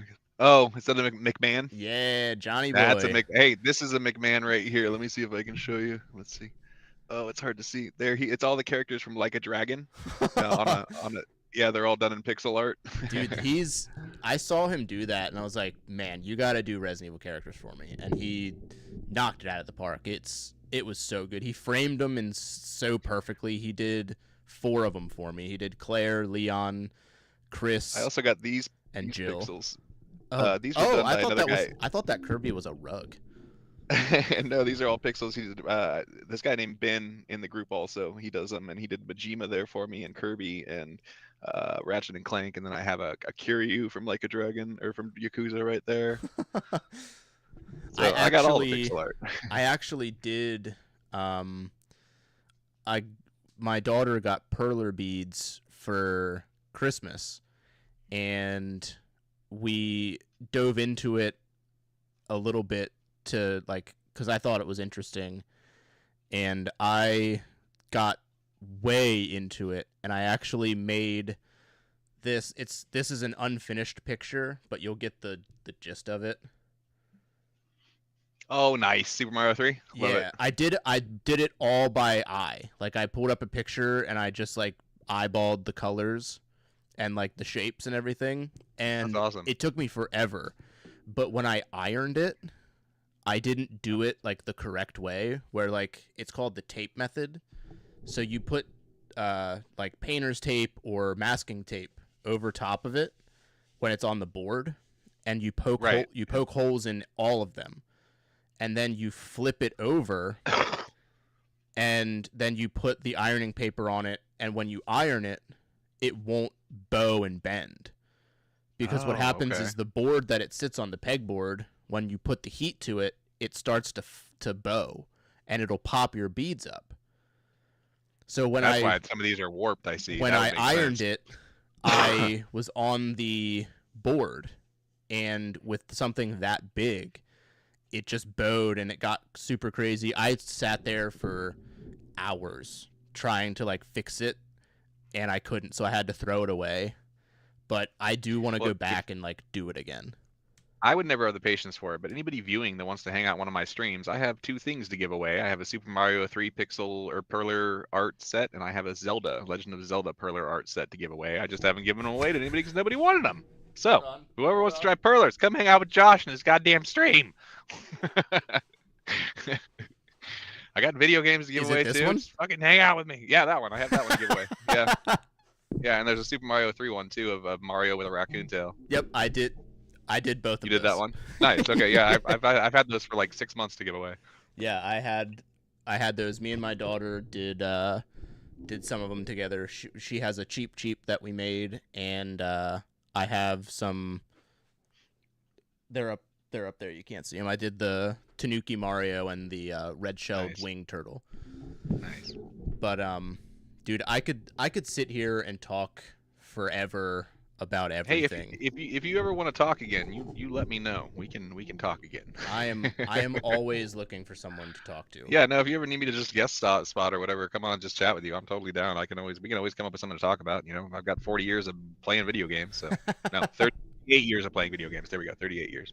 I'm sure that this will not be the last time that you come on, for sure. Well, right on, right on. But I got 2 kids to get ready to put to bed. I got to go make dinner. I'm sure the wife wants fed. Yeah, She doesn't cook. Don't let a hungry wife. Don't No hungry wife. Yeah.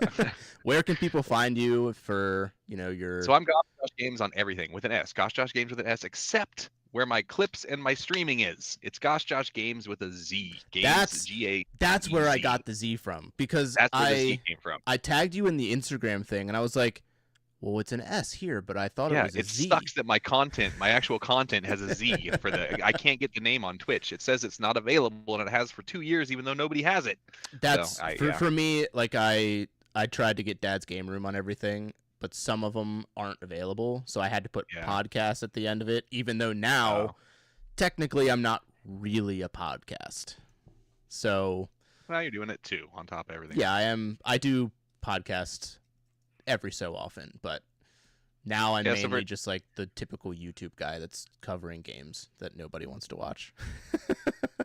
Yeah, so if you hang out with me on Twitch, it's Games with a Z, and if it's TikTok, you want to see my stupid clips, Games with a Z also. So, yeah. Perfect. And then I'm recording tomorrow night. I'm with Dad's Game Review. I almost called it Game Room now because you have me all confused. Which one am I? I'm Dad's Game Review. Every time I see you post about it in the Junkies group, I'm like, is that mine? I'm just like, wait, is that mine? Like, this motherfucker's coming in and stealing my name. And we're talking about Jedi Survivor tomorrow, and I'm actually we're having a double feature. On Sunday, I'll have 2 podcasts up, one on High on Life and one on Jedi Survivor on YouTube. So follow me on YouTube where nobody follows me. It's been a pleasure to finally sit down and talk with somebody from the group in a voice text. Now you can go rather tell than everybody how cool I am. Josh is so awesome. He's like this really cool guy. You guys didn't even know you were making fun of him this whole time, and he's really rad. Yeah. That'll work. It'll get him. It's been a pleasure. Go check him out, please, if you haven't. Obviously, if you stayed or watched this conversation, you can tell that he's just top-notch guy. Appreciate you, buddy.